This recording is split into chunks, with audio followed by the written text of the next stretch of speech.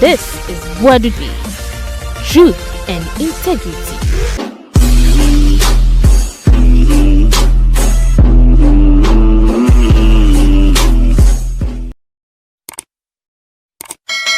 Akufo Addo buy afede ala crowd waja MPP ala waja MPP.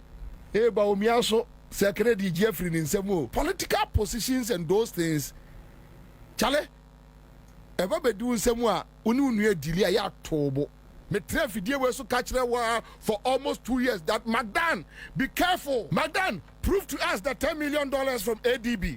I'm not stupid to sit here and think Akufo Addo Baumia and the Galamsey ba Ghana. The president himself was a galamseyer. Akufo Addo nuana otu galamsey. Ni kwen say health sector or qualified to be there. Kwabena bubi ansa no. Ai. Na Mcdan yese ne ho ache no. Yeye ehwehwem bi afasike bi. Mcdan ene ye kache yese o kache aya didi yese edidi dada yesen edidi prekon. What I say, Mcdan edie wom na Ansah Bobie say ye pe obi a wode Galamsey ba Ghana eye Akufo Addo ne baumia enye mahama Akufo Addo ne baumia na de Galamsey bae eto Okatakyie wo se wo be ko demonstration ebeto nsuom but Okatakyie winning case against Ghana police say police de ko say be opeso okono omoma no kwan ma na emfasa route no so nko Jubilee House. But Okatakyie akokanta wo court ama court abot ansem na to nti no o say eyi ni de beba so. Oh yes, Monday beba so. Monday demonstration no beba so. Galamsey demonstration beba so. Na Ansah Bobie afaya ai onyo no nko ne ho to ne o makeka ho list wo no eje tua to nya seketwa. Let me just leave mad people. Let me just leave mad people. So be abodama mama nya ne damano no on nantenante. They were abodam for, so you must always allow mad people to operate. Mama nya sa adwuma we about Galamsey. And na me kasa asem we echre Ghana for. That me who the reason why Obi ebe complaining ede achre about Galamsey. Look, Ansah na Ghana for beto aba no. Na Ghana for nim die ntia omo ekoto aba. Dabi ameka kire MPP for adia aya BT MPP for na ebi ya BT NDC. Enya NDC message dodo a wo mutimi eka kire Ghana for koto aba based on what they were going through, the torture that they were going through. Me catch them say Galamsey no, I'm not stupid to sit here and think Akufo Addo Baumia and the Galamsey ba Ghana. I'm not stupid. You can be stupid and think so. I am not stupid. Right? You can be stupid and think so, but I am not stupid. So I can't sit here and claim Akufo Addo ne Baumia and the Galamsey ba. But you see, the problem Ghanaians had with the MPP administration is the president himself was a galamseyer.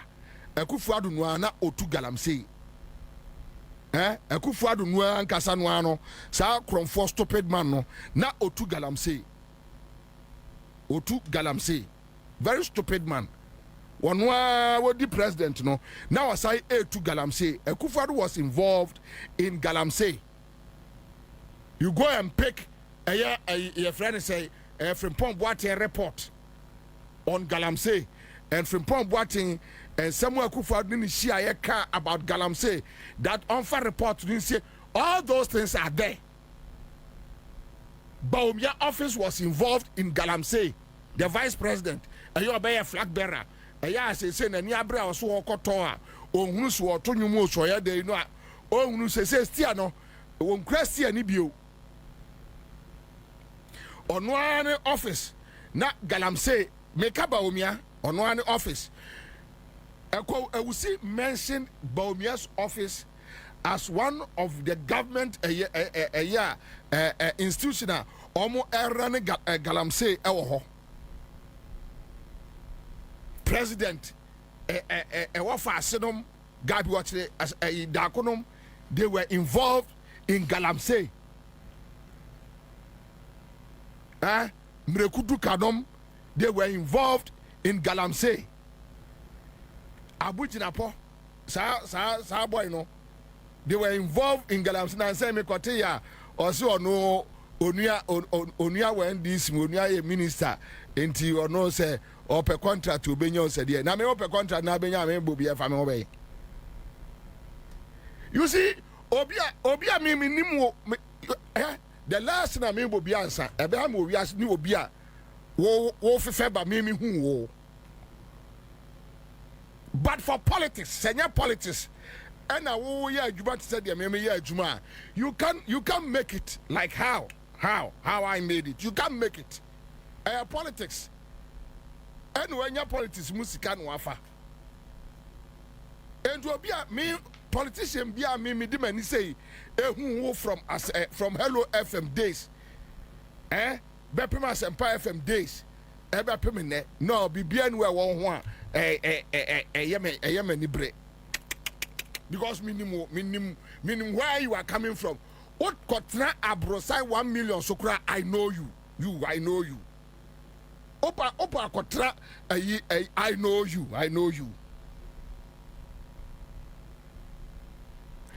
Sangrofo we nyina no enye me Bobie ena me bobo omudin. Your friend say, women organizer and the lady say they are not otu Galamsey. Ewo etiwa forest no. They are not otu Galamsey were etiwa forest no. Your friend say, women organizer no. Monkai bien. Kate Javua. Eno bidiaba no. Western Regional Minister. Akwedi and Niaka Krakai. But Demini. So the point is. Womo doso enyo bia na egbobo womo din o eye womo reports various reports and no mo ayeye and no mo abobo nkrofo a womo Charles Bisu no mo look there is a report from OSP office e kire nkrofo a womo wo Galamsey mu Frimpo Boate bubo bi din so anya se afa na obi e baba womo din say oh nkrofo bi yes Bobie synchropho be Galamsey. No. And Bobie Kobi watch Dako. Thank you. And Bobie na fe no baba be all these people are there. Omonko baby ah. Tian this winnie you know. Some of us na ye opinion say look. Sa Galamsey we know you need to deal with the head. As a dealing with MPP for no, and even so be what NDC mua, Naniji won't say opese oyebia na osro. And there are so many materials there. Protozwa. And I Daniel do ebo protozwa. When you are the same crofas and ebo bomudium. Aye MPP for no na ebobo womudin. Get Jamfua, Ayatiwa MPP constituency executives, and a year press conference. I just want to go baby Kayo press conference. And no more a year Kate Jamfua Dean. A Japan Messa, a year from Pomboate report the Bonnie Dean. Mrekuduka, a year first, a friend say, Operation Dian Dian no enough from Pomboate a dano. A year Omwa. Enyo bia Kojo upon Kruma, his name was mentioned in the Galamsey. Oh, but videos about John Boadu having 56 Galamsey sites. It's only my way, you know, and you be an eka, and you may go Bobie. It is an idea. NDC are buying this idea, so be picking all these tapes, Oba picking all these reports. And you see, sometimes when people make it seem like as a look, investigations, investigations, every material available,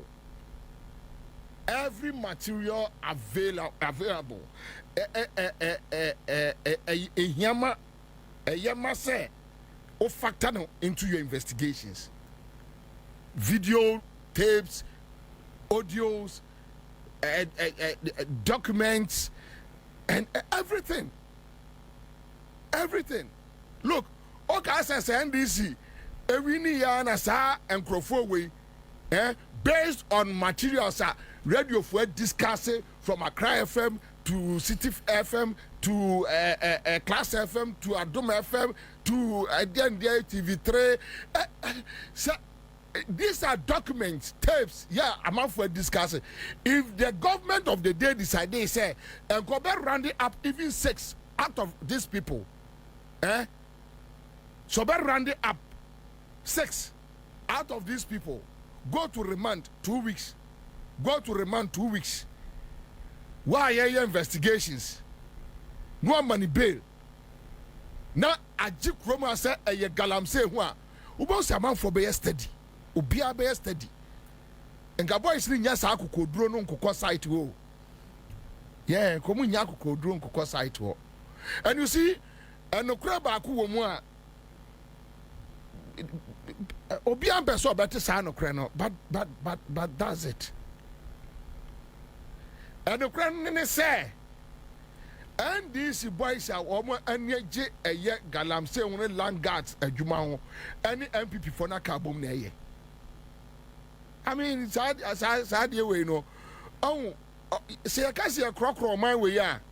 Sometimes I sit back and I weep. Ayana makumaya.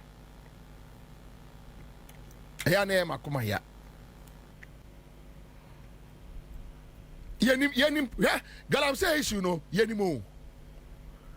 Ghana ni bia wo kroma enim adekura ekoso. Ghana ni biara. The only lack, yes, say Ghana for ya say the NDC executives no they omani nje Galamsey no. That is the only lack. Lack no. And I've told you the difference. The man Ghana for bufu ye kese our Galamsey hu.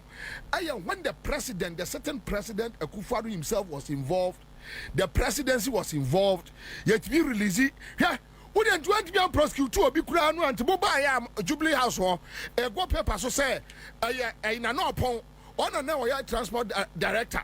Now director of transport our Flagstaff House. Now on a release presidency cars. Ama national security for boys. I de call atiwa equal to illegal mining. Omochi wobuko for Ridia police station. Womu demu 2 weeks. Court Emma womu bail. Na presidency na no point no. And na upon crown some friend nam prosecuting na ye day.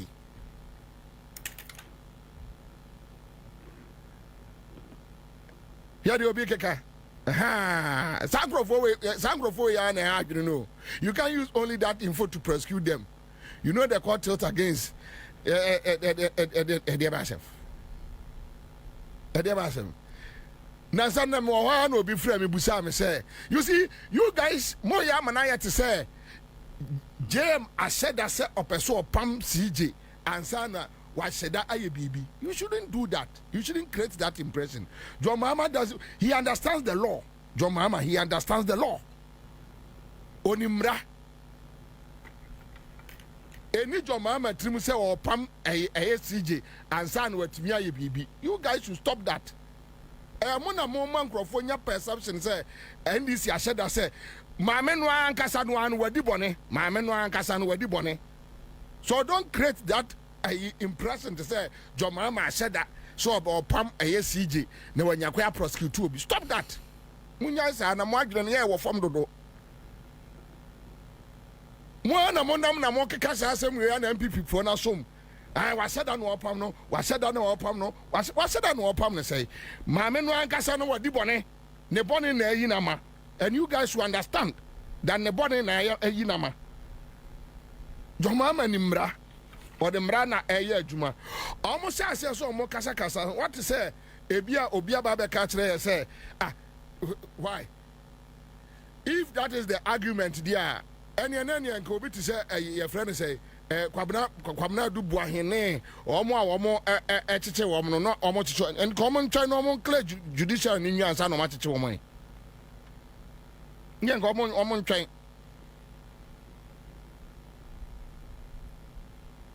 yenyina ya tikroma yenim ade kra ekoso yenyina yenim obi anim yenyina yenim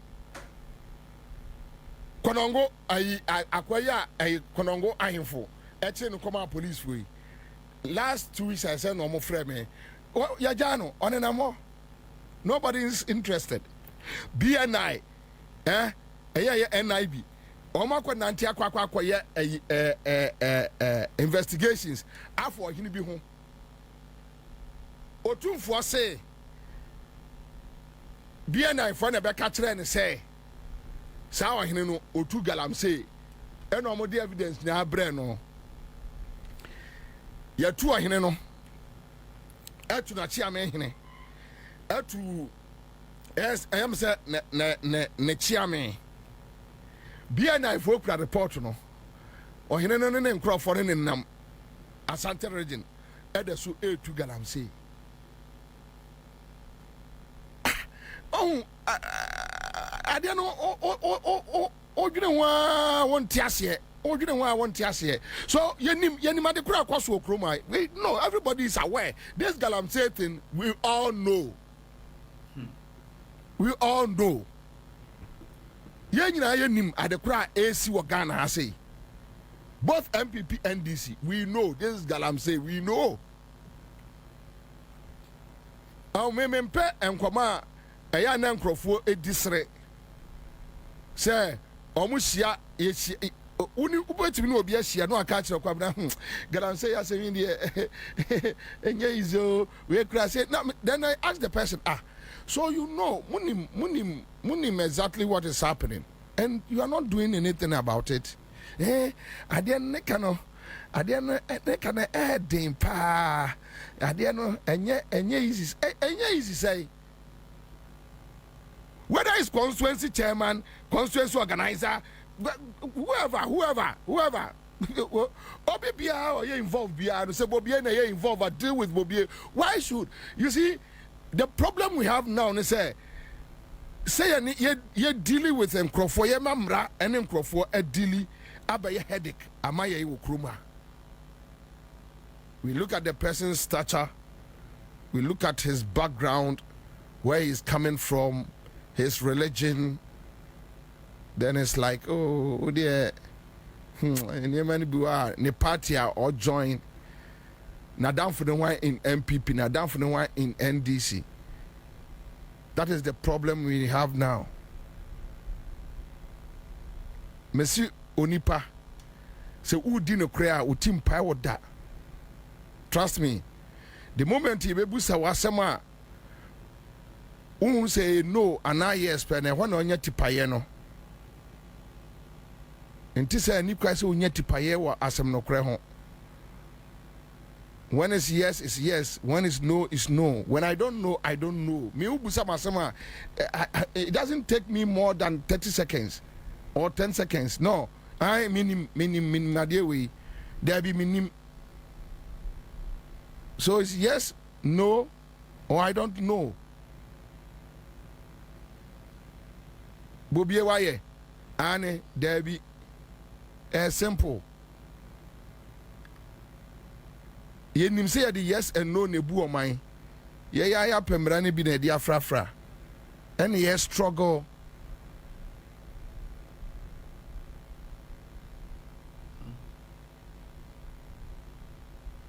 ye nyina ya bompae senka omutimi ni omu edili ya ene enka MPP for enkonko bobo esika no say omo no baba be ye galamsey demonstration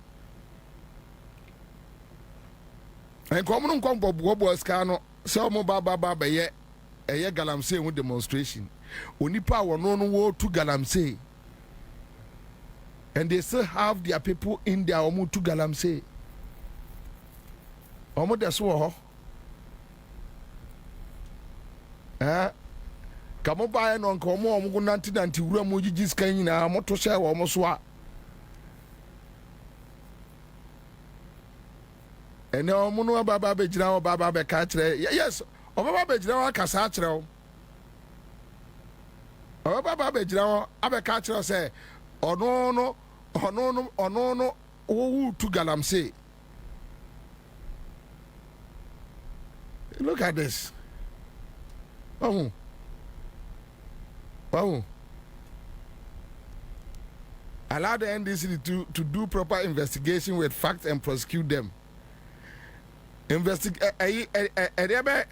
a proper investigation. The chair say a whole constituency party about press conference secretary Jenfu, a woman organizer, and a to Galamsey. Oh, I'll pay you. I will pay you. We are say.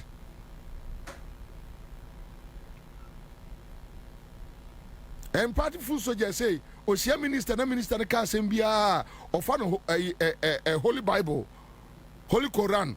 On to me for not doing and to identity in investigations, a free be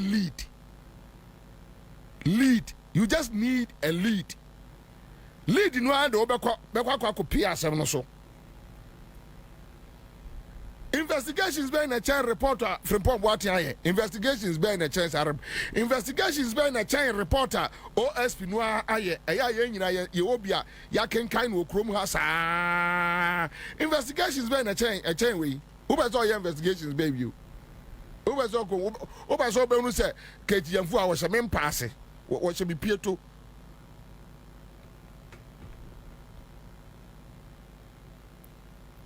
Investigations being a person who say I contaminating. Now one Debio, why investigations and who say I contaminating?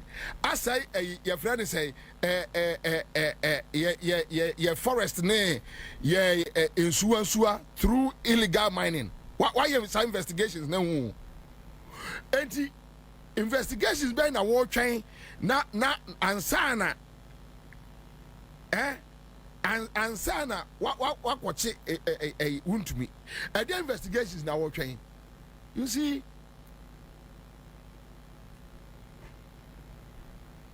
and the way so almost only pattern this more. They won't tell the minister to do the right thing. No, what do you mean? Not you know what form. Not you know what form. Not you know our form. I didn't know Juma. And that is our problem in Africa. I didn't know Juma. Shadia Trari, no Burkina. And so nipa da seni Burkina ni etimi will be that and I catch and say Trari is not doing well to Amuntuno. Ya you know yet to me fanya she. Yet me fanya she.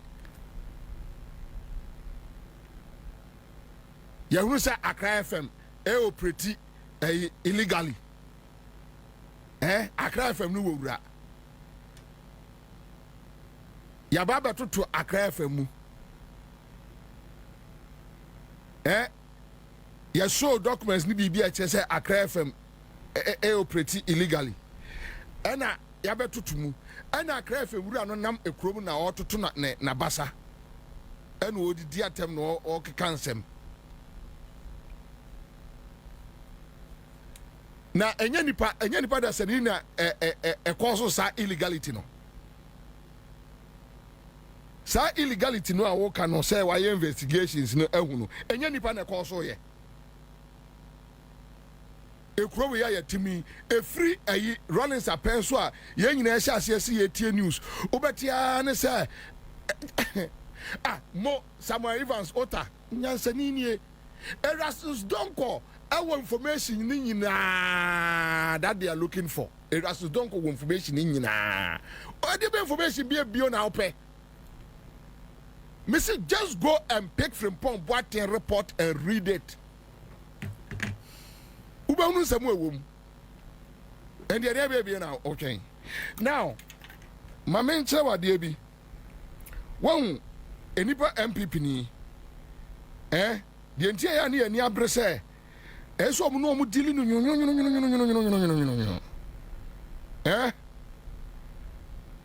Enipa MPP ni. The entire some of us, Yania Breno, and Yasim Kuma. Oko, aha. So, let there be any video be sent there, right? Let her know. Let her know. For let her know to ana mention Crawford. Me patcho may use the next 10 minutes pe. Me we na my Mcdan ho adwuma kakra bi. Na ma wie. Patcho ye ntem. We let her we am dey be chemu every Ministry of Transport. Dated 20th April 2023.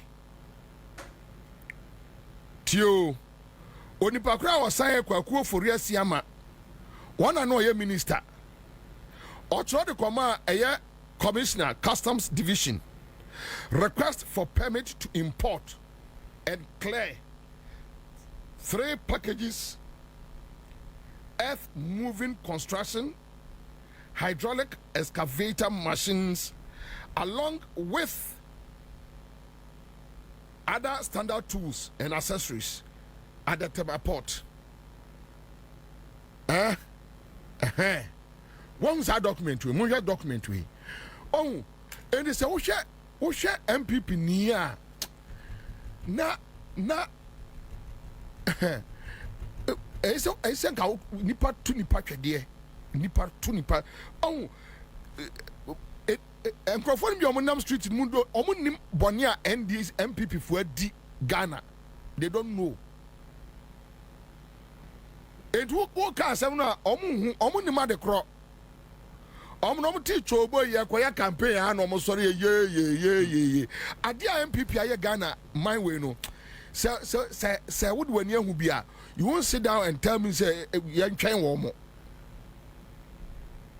MPP go for the coup pan and kobo fata say edu kwa so bia wasting ne time na nke do mo kokko to ba. Nobody should waste his time on MPP. Amene ono na bi we gina wa ye dem funu say ayi prekoba. We will hit the street. We will hit the street.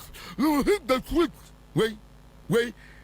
Kwasia wo ayi nana bi from NSS scandal to your friend say rice scandal no so ka ho buffer stock rice scandal no ka ho wanya kwa ye dede sebe ya be fa no a MPP fo be si abonten say we nana bi we enya kwa ye dede we will hit the street we will hit the street we will hit the street we will hit the street you by hit the street. I saw unai na do nsa esane nenka 79 de ani bia enka ebobu no adadwo no ayese samoteta enka benya kwa ba gina aye you will hit the street aye won fro say adide o ma mejo so wanum asia boy do Jimmy said o ma mejo so wanum. We will hit the street. We will hit the street. Utri na ye. Utri pa na ye. Kaya 79 de ni bia na dwonwa na gama. Na tetew. Ha. Ka ba ji kwa ya be fa so be ka say you hit the street. Mudi 8 years say or mind to say Ghana. What destroy or mind no. But politics of convenience in tea. Moninam and a moon throw me weight about and a moment some of us BP utifia no akuma bose kim me ensiso yes we see abontina onante kakra na we free ntisa wo shedem na pressure kun to me dum TV dum radio dum phone do na say me dum me phone free be ya no passes a boy be 11 12 more and I'm sorry because near many we said what phone abie WhatsApp your friends say Facebook ubi ya na kwasia we gina so we hit the street ya on fro say wanum na o ma me kuru aba oda ma me dwunso gu siakwa chale fa document no to so hwe esiama na tro document we esiama na tro document we on say on make kire ye say MPP time Akufo Addo make kire ye say one of the measures are attäck to make sure say Galamsey on be fight it and say sa excavators near the ni nyina no abaya hot mokai Akufo Addo no time esiama na fa kire etro ye de kwama customs say omon hyase enyi excavators man crofo esiama enie esiama NDC wini ye no unim dom ye NDC wini ye na MPP for no omo excavators no a omo akreba no omo the document we na na port omo the document we na port ena omo etwi fam aya bi before na yes ade no na nyamen chade ye bomode an ye twe transport minister eye honorable Joe adwene esi so ena ye no omo akokam enti free last 2 weeks say no port excavator emfa ho excavator sa ba nyina ba peso omo mo bi anyi excavator you have the video for video no to na nkrofo nhwe we ask me ko a demonstration I wish some be track wo mo asa excavators ni nyina ye omo dia no awie ya na yekotwae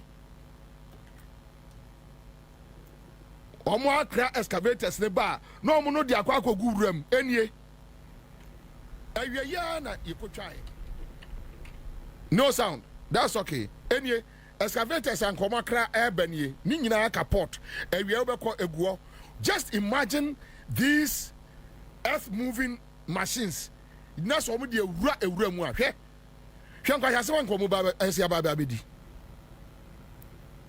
hwe into omo mankrofo omo mankrofo sika se munya demonstration Galamsey no na omo na mase na omo twe every port na omo de ko hwe na watwe pa NDC aban ni breye e wo port hwe excavators aka ho we nyina gu port o we nyina egu port tinkomo ko fa we nyina e de abesina ko wuram no mo atu wi a omo atu wi a na omo adrimikase ababa be tran radio so abebusa se na hefo na etu Galamsey no anya ye be kwa demonstration hwe Wa ngwasi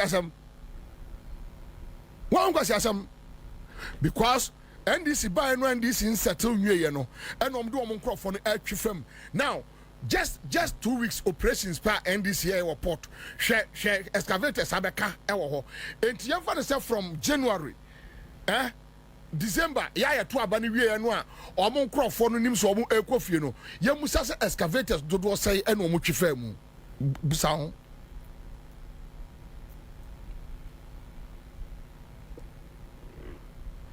omo wia no almost enti excavators we enya nipa da sani na de baga na ha no be gina say investigations ben na person we biu onipa din na we so ayi MPP for ayi omo na yes ade no me see 2 weeks operation ayi transport minister any port any national security for tigina mu pipe tata hwa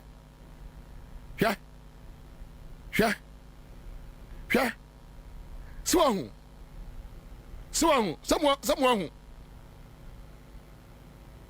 Maria Adam and Ubusan, who are the owners? So ya ka samwa ase na ya jam enkrofo we no mo nam krom no mo ye dede mi wa na etu galamsey no they are doing it yeah adana ya na tore bia hu hia yenia abanga NDC first vice chairman ni nua abanga ya wo MPP mo fra abanga mbusa ne se onua no wo MPP na dwuma bai no oye abanga ye minua chairman chairman ne man bi wo wa hwe ya wo kwa na wa hwe ya wo de akofra busuani wa hwe na de akofra busuani but ade we no anibra e ba sa ade we hu no enye abusuasem wontumi ete kwaye mu sai kwaye na wontumi ama enkrofo sikasem nkwaye demonstration na ga se nipa nya aboa nka nipa bedi sangwase asem wo krom a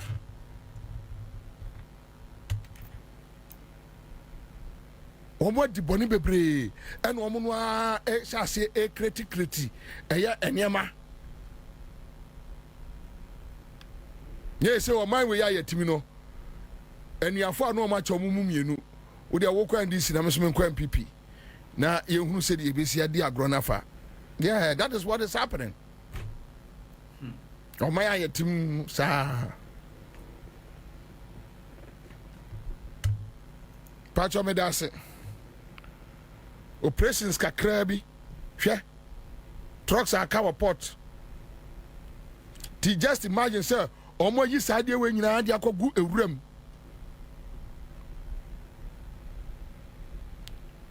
edebe ne besi ewuram o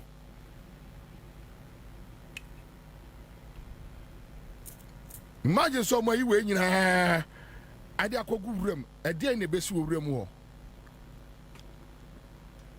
and Mr. Transport Minister,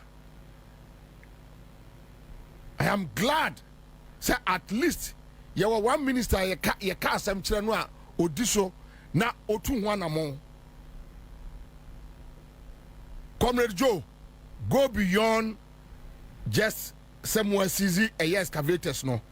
Mon check a here for dia. Let's track them.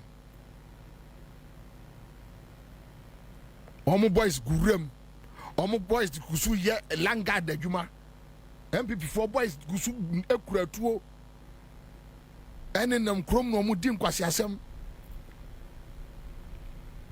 Yenim course no, but a two tribal issue. And you know, unim you can only discuss it also with your tribesmen. Ewa them not more din, but yenim adekura yakoso. The Brenwa ya Zango boys, a yana baumia a yusu omo. Yenim, we know, and we know the affiliations. We know, and they are still walking around threatening people. We know. One kobush. We know. Boys for binua. Okay, say, NDC we need for people or Galamsey site be wo bono omkokum wo mu no. With a pickup white no and crofon kokumu no what is here come asem bi Ghana but some boys no me NDC four boys omo we no emu two why na kumu omo oh say one hwe ye enti na major radio suba no one hwe a wo de abufuo be ka asem bi. Because the things, the kind of information we are picking is so dirty. I mean, I was not trained, I was not brought up like, oh, I am a party. I was not brought up like that. You find some corrupt people trying to let you behave so. Me, Santini, yes, I catch me. What is wrong is wrong. What is right. And if we can use politics to fix our country, And you should have fixed you. The only way out is to use politics to fix our country. But in an attempt to fix our country, you don't talk ill about where you belong to.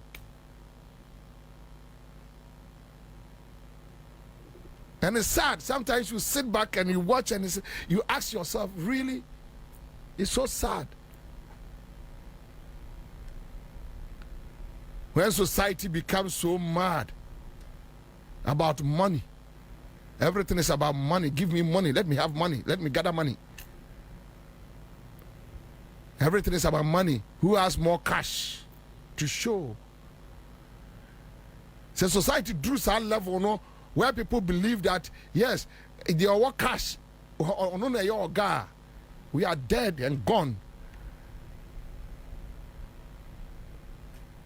Common sense, logic is thrown to the dogs. Ya tu nyansa adwene nokra emudie ya to agu nkraman ho na nkraman ne mprako tietia so.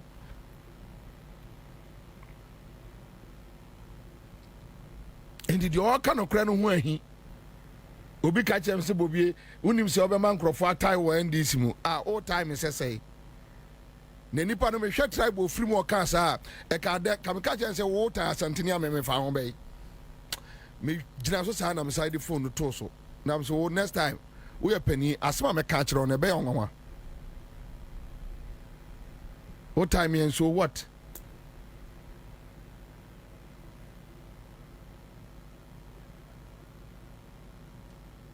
your best Minister Joe and anamonto na wo tunu yepe enipa am de na kwato port no me nim no but yepe ye ne gye say ne yepe no e yo ma me kra na de excavator na ba yire no katawani na yire no. We just want to save a country. Finish. Simple. Look, one day, by the next 25, 30, 40 years, we will go, we will leave this land. Let's have some impact, positive impact on society. And sani from my way, mwako. Yenya positive impact and sani ako. Yes, sikadi obi apebi. Me kwa bna me yeska mepe. E kwan papa so. Fa kwan papa so enya sika. Pati. Fa kwan papa so. Na kitua bi no ekura no. Ye noa na ye odia. O se mana toye. Omo mo fa kenta akese kwasesa bi no. Omo anya bebre. Na omo mo fa kitua bi no so no. Omo anya kitua bi. No so obi a emeye. Said na ho di si fae. To bet me as a seska politics, me who perform as a seska politics musa old age na here woman wo no more we yanya fe. I've seen it.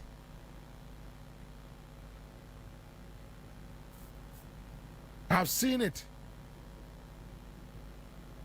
Me who perform as a seska politics musa ebi ma bubu adam ebi ma yare basa.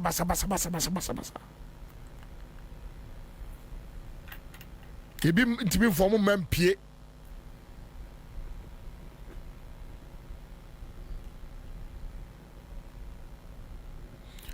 enipa mienu na send me message about dumso and I think say my main cousin we you Energy Minister Jinapo eni Orajo Mahama Jinapo na na say maybe or concentrate or adwuma yeso but look Mesa Jinapo beto no energy ministry no so okase obiebie ni nyina so a you won't tell Jinapo say on for 4 months and fix it ade a omodi 8 years asay no you won't do that but Jinapo no akoka ye beka say wadidi Ghana for atem but that is the reality. Shangwasi asema na podu mutra ho di ye enye ayi menhia na podi akata katarani a ono su frachem ega obi tse na ponke so dem go to ECG go and see the road yeah me a committee no a omote ye Omote so mo investigate ECG procurement ene de keka ho no me wa report ni bi me kai na 3 days na na dwuna me kai wo share report no nsemu ewo mu a you be shocked wo share niema omo ye mess ya jinapo beto ya but as usual jinapo nye obi a opekasa bebre mean kaso on pekasa say on kasabat I think maybe kasa no be distracting, and I agree with him on that.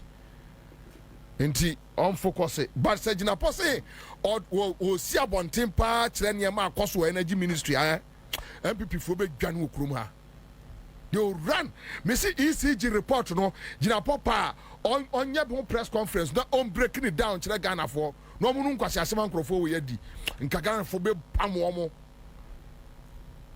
so say omo ye MPP ni first nkrofo be si abonten say galamseyer boys be gwa womu civilians o citizens citizens be gwa womu gwatro bi okrom ha on be dwane what destroy our mind 8 years then you come and stand there and tell us Omo hwe ya said the boys abafo ni abro Omo hwe ya adia NDC form entimi nya no ordinary citizens be hia wo mu okroma ye wo mu duka bia ebe yo wo ni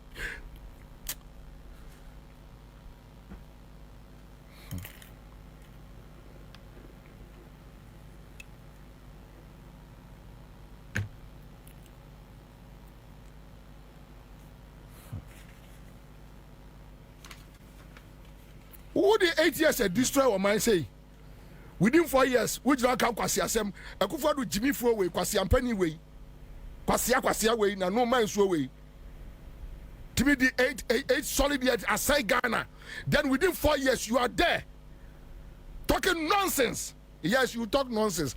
You see sometimes ya na me kra me hu de entina ya na nipa mpeso obeba adwuma no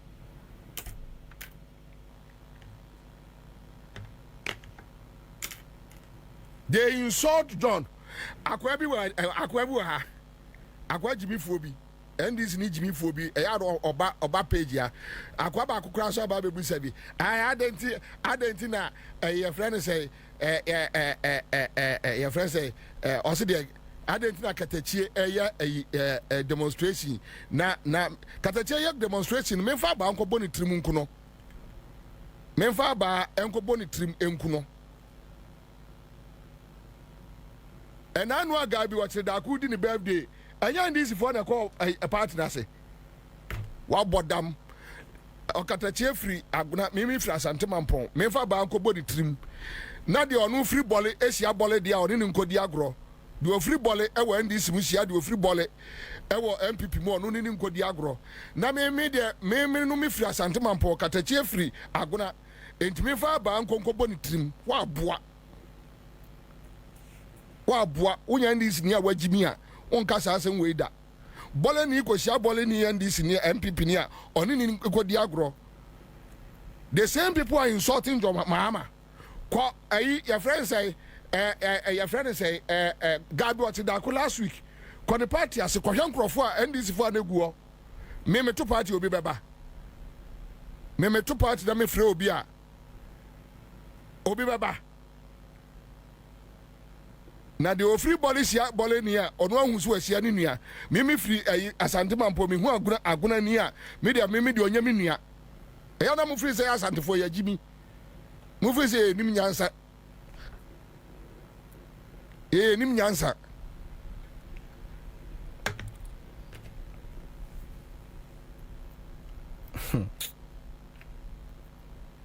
e bedru ba bi kroma politics e bedare tribal. Hey, obi a pre no hunu ni nua no hunu se me nua nie dia wo ne kwae ko pre ye no osia ni krom ni a no amu hunu se wo no ya asantini gira nchen na me nua mra yes me try one of the oil companies ade bi a ekoso ho a you be shocked na sabe me fira santimampon ba me kwa me na maguna enti mimi de mimi nua de mimi mfa de nkobo ni trim nkuno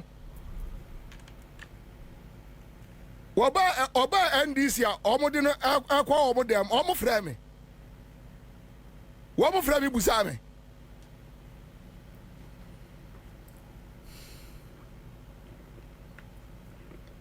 Mo dem mo titi bu fie na mo didi me a.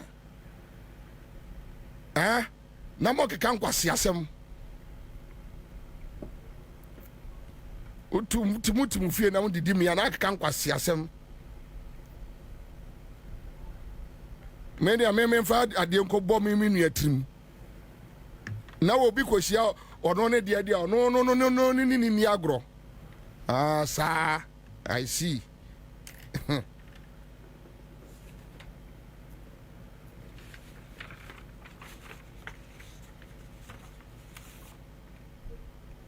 Say at the end of the day, me kwa kohyia ye krom o. Ye nyina be kwa kohyia. Ade Van Dam na wo Gabi birthday as we don yan this ni. Na this ni bia no wo yan this ni. Na opede ya wo ho. Oh, Ansah. Oh, Ansah wasma. I was there. No NDC member was there. Onya NDC ni. Now we are there. Oh, now here there. One Ansah. Ansah. Asa. I didn't know. Maybe I saw for a financial intelligence document to Mame. Mcdan. What was that? And I know Mcdan. There be another catch him in your Mcdan. Say Mcdan. I dear wo you know problem beba. Made my party. Na me catch him Mcdan. Say Mcdan. I dear wo you know problem beba. So this is Financial Intelligence Center Ghana, and this document. Another date say 24th. Sorry, right? Okay, so another 24th. So that document way is dated 22nd 4th 2025. Right? 22nd April 2025. Financial Intelligence Center Ghana. So your friend say a document Mcdan request for information and me pacho intelligence received by the FIC indicates that your outfit received and paid various sums of money to several entities between January 2020 and December 2024. Pursuant to Section 36 and 37 of the Anti-Money Laundering Act 2020, Act 1044, kindly furnish us with the following particulars. All electronic fund transfers conducted by your outfit from January 1st, 2020 and December 31st, 2024. Point 2, copies of checks issued to third parties during the aforementioned period. Point 3, the financial institutions used to make the payments in question. Kindly note that pursuant to Section 37(4) of Act 1044, a response within 7 days would be much appreciated. Signed by Chief Executive Officer Albert Kojo Chumbuafo. And on this note, you see, we need men with courage to face those who claim, say omono aye ejuma enye sika Ghana. And people like Kojo Chumbuafo Yemubi, at least, and then for the first time, now me home premise me Belgium because you feel like yes, something is going on.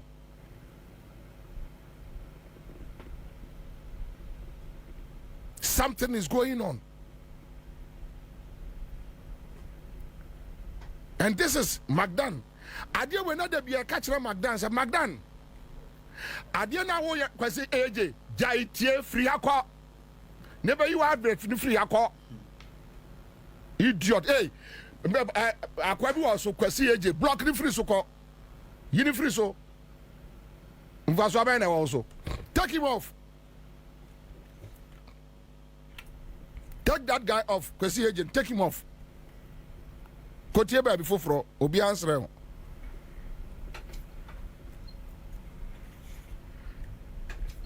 You see, look, Adia when you catch Mcdan say Mcdan, Adia oh you know, ube meet one day, and here you are, and here you are. Any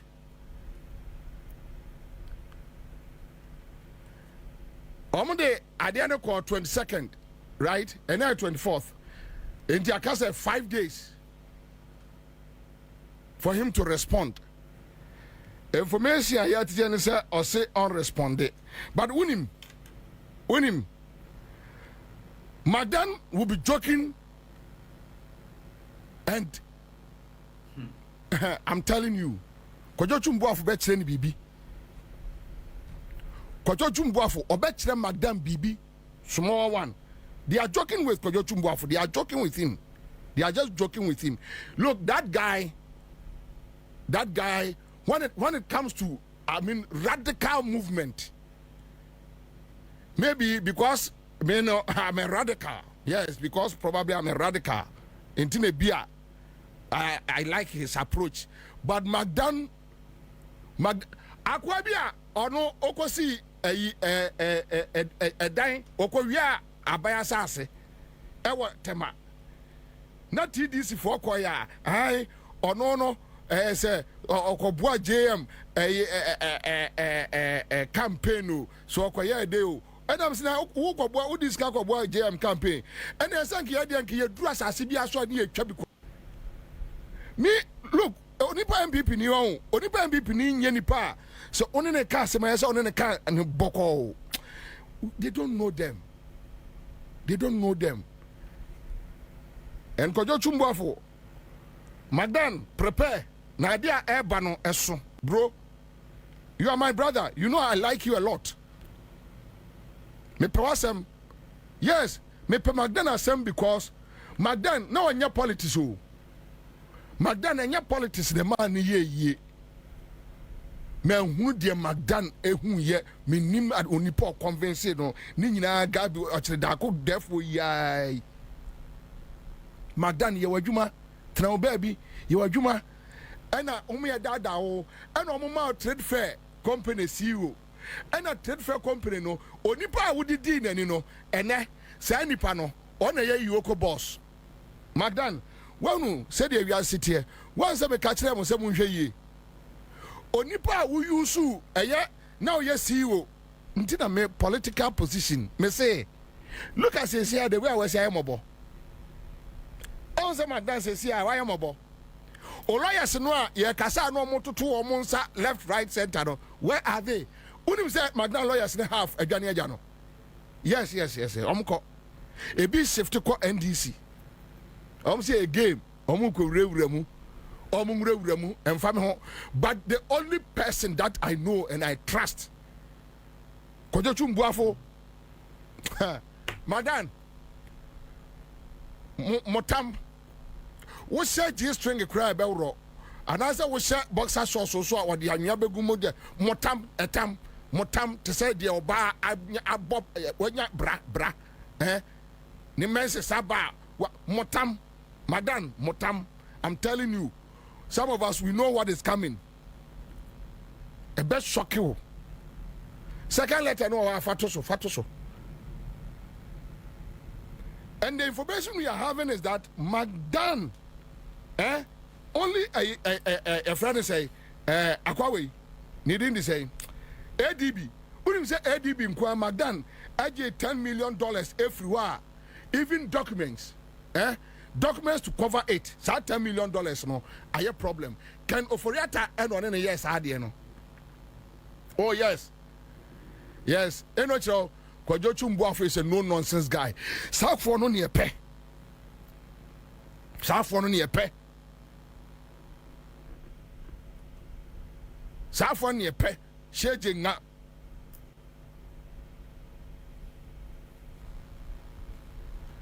Oh, memo too. Pate. Memo too. Oh, anonymia ninya the same thing. Okay. Check the dates. Two ni dates ninya party. Two na ba wa to check dates ninya mama here. Also my freezy you want to me any account mining account. Okay. That one, let me leave it.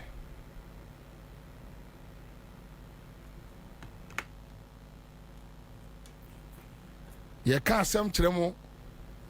The same one. You can't some tremo. You decided say wuntie. The open now obey. And I know from the transport ministry. Sir, Mcdan, transport ministry no so private airport no domestic one on the private man or no. Yes, omoje. Transport ministry neje. Omoje.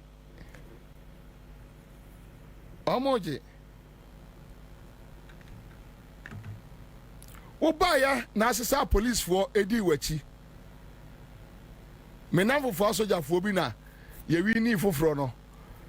Baby na meko Bobie na omo se soldier atare uko baby ayenko. Na msi mi ko baby ayenko se me hwan na me ne ko so koke. E na hwan na me ne wo adwade ebidi.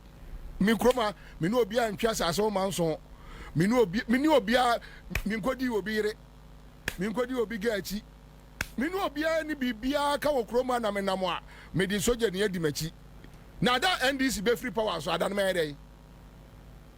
Minu bia MPP world power na tuo border taso sa na mse bema ade we ye bi do yi koyi tuo no to na da MPP be free so no woni ba bia afa koyi fa to din na dwene ho jiwani bema de bobra na jiwani simple. What is it? Bobra jiwani de obeti bia ya ma ne ye create a good future for them, create a good future for society.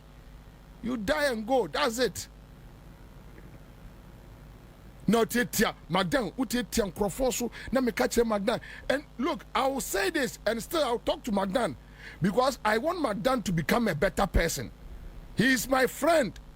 I won't shy away. He is my friend. Me pena 17 and me kana 7. Ene, yetue. Ene, yetue. Ayi, nitiwu. Ene, miami nitiwu. Me testing it to ani edim komo. Yes, he's my brother. He's my brother because me hunu say me nkodu obi achi ni obi an konkonya problem. Enipa no politician no ukodi na chi ni MPP ni ya no obi akonya problem no. Ade be chi obekọ no ne netewo.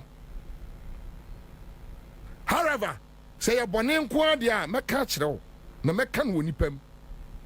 Me catch any two say nitu adia woto as defense minister ya no Debbie nitu Debbie obeka dem na say me ni di nkomo me say remind no na me catch say wahu asema na me catch on nitu also no Bobie see then I'm so me I don't have any problem that we need to coexist. That's the only way I bet me develop Ghana. But say on saka power na se power no on sa aka no usu debate tie nipa kon so a e be free won sa da bi he NDC no mu kra no enya Rollins na party no kra no eduru ba bi no ogina nchen na Tamils ne nkrofo abefa enya sa mesima na so da say kokwanyi do e baba ya NDC tamfo Womo so omone Mills nante ye eduru baby na bi gina nchen na jo mama so aba message jo mama beko ebi be gina nchen obi fufuro so baba be take over ono so no yase na ohini bi ba ya ono de na onim Joseph MPP ne Akufo Akufo ne Nkrofo satan wana ne powerful che Dr. Anane Kwadwo Mpiani Alan Chrematin Akufo Addo boy fe de ala crowd we giant MPP ala we giant MPP ba omiaso secretary Jeffrey Ninsemo say so political positions and those things chale eba be do nsemu a unu adili ya tobo why political position e be do nsem na unu adili ya tobo na be ya mobo da bi ubetimi aye mobo da bi Mcdan me catch o me traffic we so catch for almost 2 years that Mcdan be careful Mcdan be very very careful Mcdan prove to us that $10 million from ADB prove to us me catch bro me catch bro your business call baby your business call baby your business didn't kakra enidi bebre asante for your baby you say aboa kwakuo ma triso no obomofo bi dede enti aboa kwakuo aka trace wonu odidi kosa onim se obofo te baby din tu de didi kwa na me catch say your business nyame yi wadum na onya taku sempoa bi eja wonya 3 bedrooms bi edura nyumre no 637 wa gigatum ni o jira musa giga mambo no by 12 a.m. 1 a.m. naturally say sorry kai garo hima ubwa date da ka na bu na jane na okro no you wicked nipa bibini hwese Sir John kwabra ya yo Sir John any Ghana Medical Association for penny for akushia wo Afrikiko omutimechi o kwabra omutimechi na omudi nkomo se meso Sir John no sabre no na MPP no enti no onwe da se we de me bo your friend say kukufu bo me katamechi ti afi na omu speak freely ena afi enkofo we eye awe say omu ko strike kwara enam so ma menu aba ku afie ka baabi okaya e basa no ena me ko file legal suit say adokutafo a omu ko strike yi ade a omu bu say freedom mahama ban ho eye condition of service kwabra why na ho bo aso na kwantwe wo my we mu a on here condition of service some preferential treatments are the doctor for kwabra sabi men kase eye me fechen say doctor ni o wa bruchira na manone enya but I have so much belief say a doctor for ketua sakra na kwabra eye the o man ni so benya no but somebody no has nothing to do with no maybe I'm just giving us some background as to how negligence what that health sector ho okay wabra uko hwe nipa yare o wabra wo ye nipa when na me call court dey na me call court no srebo ni nuanom o makofa gari ni mako on ba bia jimi ni free gari ni mako na ya Ghana Medical Association for lawyer Akufo Addo na asoma na tua ne ka say omo no nko strike na say me list of them o makọ court a omra me defend om Akufo Addo president 2016 o na me koye na fortunately unfortunately that day no na omo na omo ko strike no the striking doctors no baako oba wakodi aduane ama na fa ne yam a owu wo kam kwe she found herself at the 37 military hospital prior to the publishing of that news no or the front page of the Daily Graphic no na adokotafo mienu a menamfo no ene omo baako ye minimum department omhwe sa ye fun yare ne nyoma no omo frame say and confirm no mo hospital I almost mo strike no na wo bo mo achi da bia wo ye hu interview kasa bebrebe no ba kwa yare abaha and I'm a fan news for na me say me do omoko me do on say there be patients were hunting me for cameras ni o menra ho but they got a story published into me page a story no and I'm the chair judge now tiadwam ono so your ba and I'm saying my lord everyone here is a potential patient. It does not matter who, because doctor nina oko strike ni mpono nyankopon atwia ne ka ama ono so ayare a oko seeking medical attention e wa another hospital mu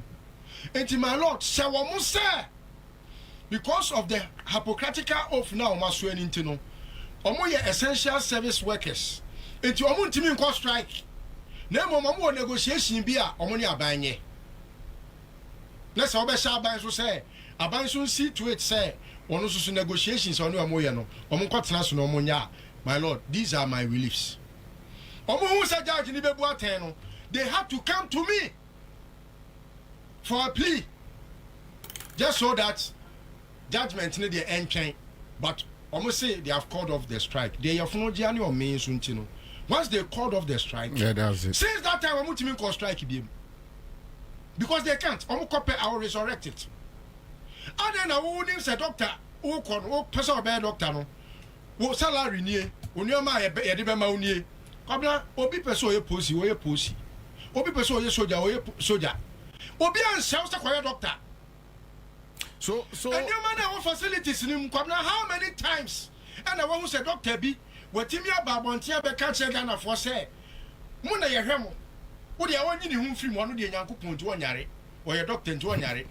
mo na ye hwemo mo kura mo nti na ye sheda ko school ye enye ye ntia na mo kan tra ban se enioma ye de hwemo no sinto wom o condition of service there wo dire meka wo ye ho strike there wo de be ye adwuma ma nipa na nya na yare hwe no wo nkwa ho strike o so wagimi wait sadie wait say me the health minister me in the front page story Sani pano ya yinedi no okobe bia all over the world obi amfa na djuma because Obaya complain because we are more than a criminal yeah Obaya complain Emma Ghana for after all these years and I learned say almost for over 5 years sure. and for 5 years now one kashi what finum to the extent say former Northern Regional Minister yes. Abadri yes abeka kire ye say na unim de ye me nwanwa wo ho nto Sir Sika woman the free MPA ko and they don't do anything about it.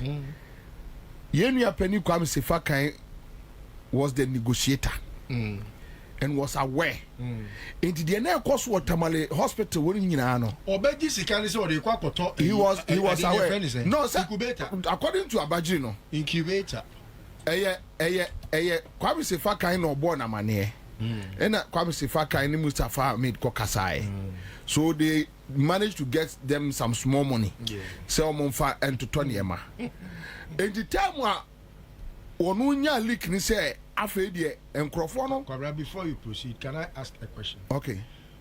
The money, the small money they got, no. Auditor, any editor, Bemu, and I say. The mamina kana me catch okay so no I won't read ni post no okay so mamina post no chere say obi wo teaching hospital and then pa krono ba ni inbox mu so ye adwuma wo ho na niema ekoso no ano ohye basa no so okay nti oye say ofrefre ne nkrofo no mo MPP aban mu free area ono se omomwa no mo pace kakakra koy omo this kind of coin after some time then they realize that in the pakro say I friend say ade no omo this kind of buy no omo nkoto you yeah sa doctor we I can't do anything no yeah and guess what them oh na se kwabna based on my menasem no meba enti wo man nkoto ena ma menese fair we no ye ankrankrafu bisika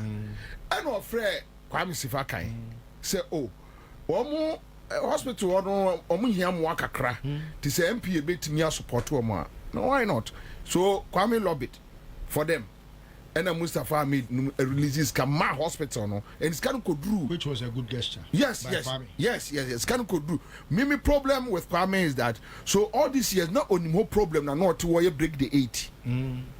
Not only more problem because me say many boy institution be aswa nkwasi asamo koso a me ba betra aka wa obubefu no memfa ho me enyama sem yeah me obufu mi a me memfa ho say me mesre waduane me ma ofie me what da kese na wasi no me nda room ba kokora mu right enti omo je sika no omo anya na nipa korona sa kwate ho maame no and nipa korona kwate ho maame no yes okwate ho maame no ya na maame no ano esi kwaso na okọ right maame no akọ ho okọ hospital wo no afa de enkra wo mo de ma no ne say enema yeso mo to no is in dollars yeah it's in dollars no but cities no mo de buy and then almost and they return the money back to MPA coffers. Oh, say Doctor no about them. Where about them no complete. Where MPP former minister na account. We. Go share the hospital no work pania. What the preco pania be wo. Or say but see no more kotono in Dallas inti quoting Dallas inti cities and MPA they buy. No, what me say return sika no back to MPA coffers. Say omo doma so omo nye. And omo Tamale hospital complaining say eniema anyho. Na omo unim omo so omo strike no. And guess I can't do sack omo nyina. Based on this confession every former minister hono. Na media ni bia obetimi atrance akase ade we ade papa no what about them yes emre bi on kwara me ma another scenario the eboa ma discipline course e wo KMA me ofa akosi agima me ne de ko aduma e na painter for mo e painti on sa pavement ho ya na de akaru na de painti no sanko for this mo ko strike kwara we na se do e bi ofa so pe show o say okay a painters no mo am possible be cost strike ni nyina mun ko gina ha eno mun nyina ko gina ho na fe wo ho a na mienu bi ayi o mo ma be gina say ye de ye nkona na ye ne obetena se aka asem o say da bi mpese mo am cost strike ni mun nyina ha na mo am so no se ne etie ya na betie me nsesa hwe mo betena mu saa mo so mun nyina ha na kakra bi no me 28 na be se 4 e ko gina say so mo de on be ye adwuma ne saa and at the rest of 24 I'm going to some person strike and I could say okay no strike now person more corner for how long or see copy say a best solve problem no say okay and the problem the yan solve biem until no nyina ya yimadi no twa mudi free KM and I say wa wo nua bia o person ye painter no na ogi say sky we na no ko fabra no ko fa o nua ba no say mo ya to market times 2 or see patriotism ti say wadwuma kra na wo ye no uhia bibia bani mentrase uni nsinkonwa uni menya hwe say ya wo yo madi ya mo be pa chew no no mo sa ko fa wo hene bi bae ade a wo de yo hene no na eswani no but I think they are not being fair sani pa we kwabna any kwan say health sector or qualified to be there the only reason is that kwabna ehho no so delicate an area say human lives now say be veterinary doctor pro wa akoko pane no akoko ni wu a kwabra do you know the regrets they go through especially opa frewunu aba hana bisi omo aye training omo say o man na you know veterinary doctors no mo free Cuba na bae kwabra say o wa akoko pane a ohun what otimi de ne safe fa so te say de ye nipa Emwampo, that is how far Omasua say, any quan say Oma Abuampo Eco, your friend is saying pay mu. Or one entry pania, or timid in a satoso, the cotton, no the atoso, no the Mia, Senebea, Mojan to Abuano. Veterinary doctor. Kamra, and Yenipa doctor. That's all shall be, I will say, why a doctor, I will be disastrable. Walk or strike. Meko kai no as no kai o say ya isa on tia sia ko winwura o yare akọ winwura Wait, what I saw or a doctor ni, and they are playing politics with the health facilities. Anyway, okay, Nana, can message Anaba. Just say Dr. Anaba or Parliament. See, I a message about the contact. Can message. Yeah, they can. Okay, all right. Okay, so on talk at the phone number say message be also and he wants me to read it. That incident which happened in Kolebu Lift, I was a victim. I was supposed to be in the theater for operation. And I was dressed to be taken to the theater, and to my dismay, got to the gate of the lift from men's surgical ward and was told that the lift was not working. So I was sent to the ward. That is, I was sent back to the ward to wait for 1 week before the operation was performed. This is my number. You can call me. Okay, so. Operation. Sometimes I think, say, we should beyond the in politics, in that space. I think, say, we should be able to also find a space to do some social discussions, because these are the realities of our lives. No, but it will come back to the same issue of politics, because you see, obi ti say nipa we na say oshia MPP ni say oye dede ne say Tamale Teaching Hospital doctor be negligence obi ewu na ye yi na di nti wonte ase a onipa we ya e ka say enko bi negligence kunu no o ga so fa de monitor. Yes, we have to also encourage, even though I didn't believe in the justice system.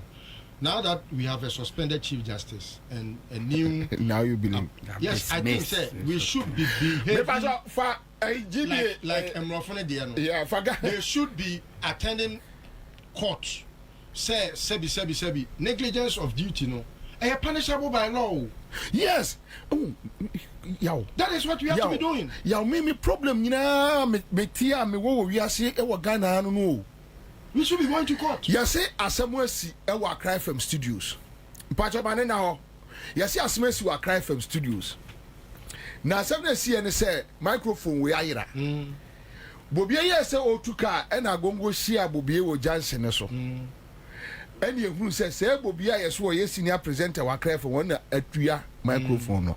Fine, so Simon Bianca. Na yaje eye microphone no aside the ababe shim. And then nam area ha Bobie wi microphone na Bobie ni na nam area ha ba no aka ne ato so Jansen ho. Kwase asem no. We should be able to punish simple doers. Simple. We should be able to sue. Say your problem are your kroma nyina no. Punishing of wrongdoers a bad problem. Yes. Na omo ka bone ne kire ye. Na nipa no ye ade no ne nam ho. O du ka kire me se menye den. Ghana Bar Association. Okay, so Ghana Bar Association statement on the process for the removal from office of the Chief Justice of the Republic of Ghana, and I think probably we can pick some 1 or 2 paragraphs.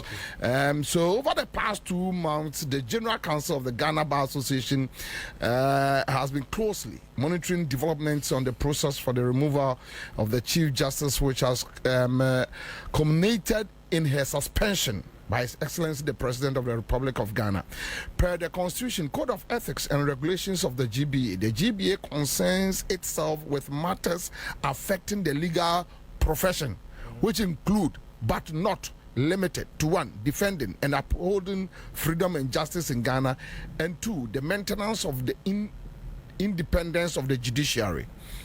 As at 27th March 2025, when the General Council of the GBA met, 3 petitions had been submitted for the removal of the Chief Justice, and 2 cases had been instituted at the Supreme Court challenging the procedure that had been triggered for the removal of the Chief Justice, with subsequent applications for injunction of the said process. Now, the GBA is mindful of the provisions of Article 146, 6 and 7 of our 1992 Constitution, which detail the process for the removal of the Chief Justice by providing as follows: where the petition is for the removal of the Chief Justice, the President shall, acting in consultation with the Council of State, appoint a committee consisting of 2 justices of the Supreme Court, one of whom shall be appointed chairman by the president, and 3 other persons who are not members of the Council of State, nor members of Parliament, nor lawyers. So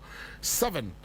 The committee appointed under clause 6 of the article shall inquire into the petition and recommend to the president whether the Chief Justice ought to be removed from office. The GBA also noticed the provisions of Article 1468, 9, 10, which indicate that the sittings of the committee shall be held in camera, and the president, acting in accordance with the advice of the Council of State, may suspend the Chief Justice. Where the GBA recognizes the actors involved. Okay, so where the GBA also notes the provision, I've touched on that.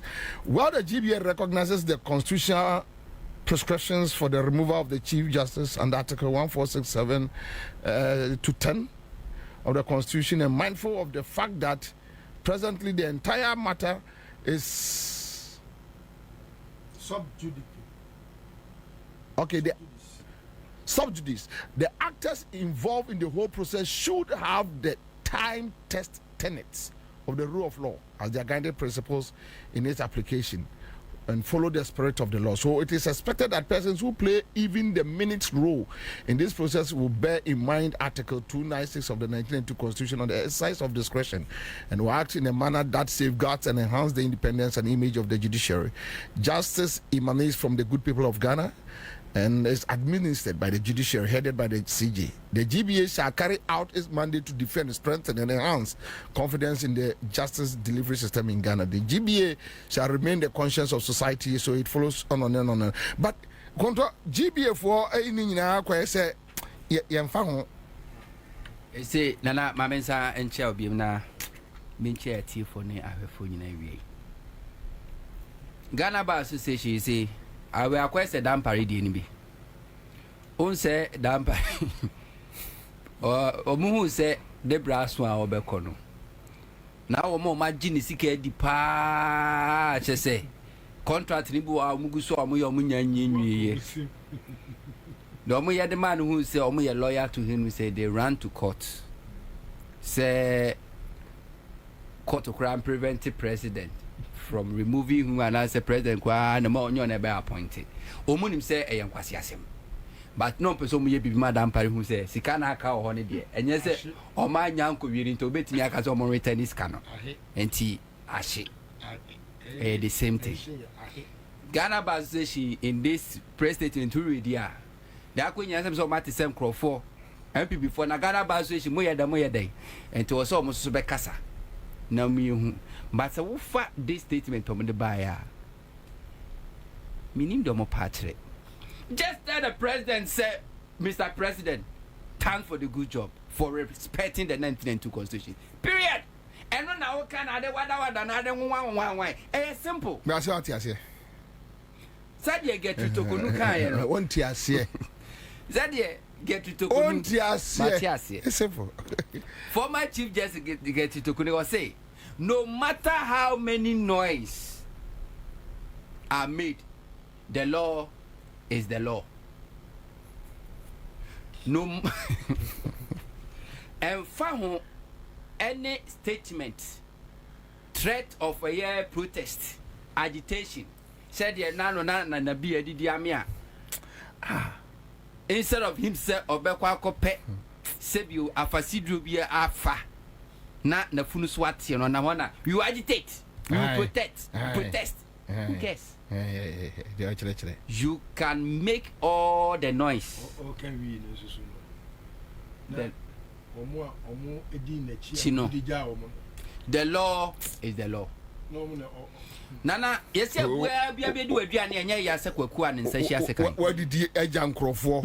Ama mo lose say we just say we agitate. Ya oni hwan na beko. Aboa bia ebedi waduane a yese enya yasa aboa kwaku esanse kwaku ne nsa o wonsa manum ti se nipa ne nsa hia se kan to odo ayeye na so kwaku so no ye de edo abura no no abebubu awe ntu kwaku di waduane ya papa Obia beka bia nyama bufu say. Sa MPP lawyer no mo friend Samu Kujutu.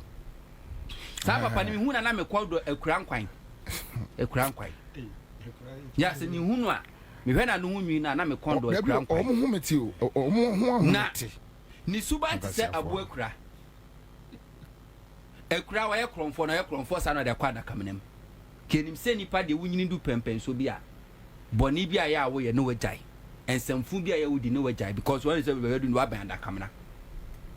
But abu akura nti sa abu akura fidi a wo no wi aduane awie ne amasa ofidi betima kwa akwachi akura ti so wanyina ma ne tiri nyina tutu so no obi wi ade na che no sa na papa wi akwakoye ene wo say or say the removal of Getutokunu no ebema investors confidence in Ghana akofom hwe de bia na mekana Ghana for nana me say abato so sunsanso na eni re fiasem o mampeni Akufo MPP be fru Ghana benwa Akufo si obe prosecute Rawlings appointees na oko create specialized court fast track high court say yen speedy system no ten yen kikomungum o minu ka say na yewra Victor Salome no otwirimu no ko si Dr. Simpaya Nkimo Dana Budakpimo Malam Isamo eso omo toatoa so saa ene bedu chachuchi kata so yes see chachuchi kata somewhere 1996 as openia oda GMPC ano wakwa guarantee ama adwumako bi private a your friend Valley Farms a omo bedo koko na wakwa guarantee ama makwaje bosia ama bosia no mo di 40 o mantumi antua the next time say GMPC na the guarantee and they have to pay obebu say how much was the money 230,000 Ghana cedis 230,000 Ghana cedis enti Akufo Emma Akufo Addo ehya prosecute chachuchi kata ena chachuchi kata wonimu mra no temra no wodi mra no home mra no onim de ye mra no onim de atentene nti chachuchi kata court say South Fast Track High Court no kra na Akufo atie no eye unconstitutional eye illegal enimra kwa mu sabre no na judge fo a ewo Supreme Court eye du emu nkuno na kwatena asem no so omotena asem no so ne yebu ye no emu num e ka se chechu asem no ka na eye no kre na sa Fast Track High Court no eye unconstitutional sa tem woni ba ye no na Akufo eco program conference Australia ena Akufo Addo press conference ka se Akufo ani anye ho kra ena Akufo ka se adwobra hold on Akufo Addo chachuchi kata prosecution nyina no suspend hold on minim dia me ba beye Akufo ba ye no ena ko appointed one judge I friend Justice Kwame Afre na Justice Kwame Afre na ono so see one of Justice Akufo ayusu no e wo Fast Track High Court e dia jeli eye NDC's appointees Akufo ko appointed no from the High Court to the Supreme Court and a justices no koye 11 and almost I panel on the same issue because according to Akufo was says wajitum says Supreme Court rule no the by a Fast Track High Court near unconstitutional what it means ni say sankro for na wa jeli omu nyina mo makogu afiase Victor Salome Dana Budakpimo ene Dr. Sipa Jayanki ne wo mamka wonyina no se ekoba se ye no krese unconstitutional there it means I was here reverse Fast Track High Court decisions ni nyina enkrofo japado confiscating nyina also wotimi release ni nyina enti won ti ase ti Akufo appointed sa justice we are na ono ti Fast Track High Court Akufo yusu no de ye ne hatchet work nyina e de no kotena e Supreme Court ode no ko bench ni so omo sa tena case ni so no now 11 no ebeye 6-5 in favor of Akufo set Fast Track High Court no ɛyɛ constitutional omu wie ya ɛna Akufo say now carry on ngontoa Kyatwikyi kata prosecution no eso when that issues by a Supreme Court ruling say the fast-track high court created by Akufo was unconstitutional yenya sa papa ya justice lawyer Samoku de to amesi me hunu no ho nua na me kondo ekura nkwan. Nasimo kind said there was nothing wrong with it because fast-track high court was not a creation of a whole new court. Until I didn't see anything wrong. They use the fast-track high court to prosecute and persecute and jail Rawlings appointees. Omo de Kyatwikyi kata asem no koye no. Omo ma Kyatwikyi ase say June. Enanka omo ebedi asem na wie no omo de judgment aba. But Kyatwikyi was jailed before June. E di Kyatwikyi kotu mu. Ye de no kotu mu wie ye no. Then Kofo Krono abaya wa man pardon. And Kyatwikyi so ese ma reject it. What I want is not pardon. What I want or what I need is justice and not mercy.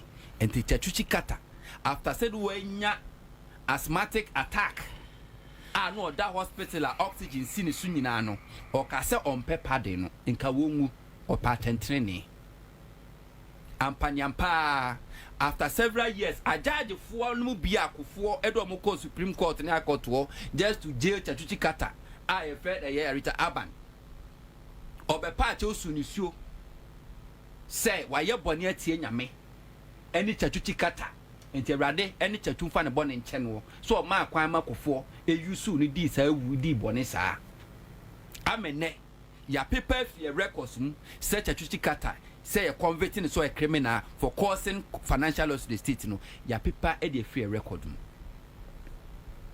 This same Supreme Court when Professor Mills ebeye president na pressure da no so say wonye sakraye e judiciary because sabre no na Akufo politu e judiciary no wase no Professor Mills yes on pen ho asem and to appointing Crawford Crown Supreme Court no he was reluctant or appointing people 2 or 3 pe edu Mahama so no the same request any pressure no come Mahama so one of the justices and our friend justice say Dennis Ejay sa papa say Dennis Ejay na edru ya recommending no General Legal Counsel recommending say president appointing onto the Supreme Court but President Mahama feel say a yes as or Pakistan Supreme Court and sa papa President Mahama until 2017 free power no one nominate no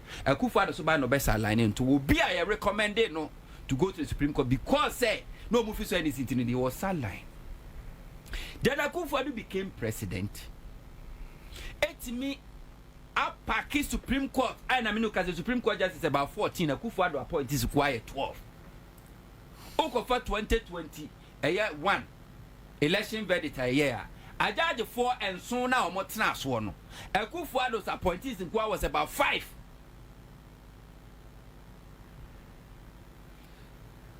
Okwa because say justice Bafu Bani Onumpo no Akufo and appointed to the Supreme Court. Enya Rawlings, Enya Mills, Enya Mahama Akufo. But 2013 election petition really in favor of John Mahama and NDC Intino. Akufo Addo frustrated no catch and say on resign. Why ya when you dance be obeying again to pressure no say on resign. He never resigned. And to be subsequent political cases a hold one equals Supreme Court landmark cases in no he was sidelined. Now fe they get to Tokonua. One no ba bench ni swini nanu na Ansah no. One na panel Crawford. Honyanuga near panel no.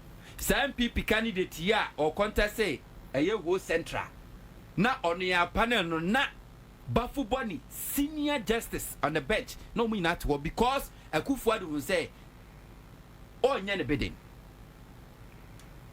Because they will fail here say on resign one year to Akufo Addo president no Nigeria na edu say we promoting no na prison service obey penyin Akufo Addo say over my dead body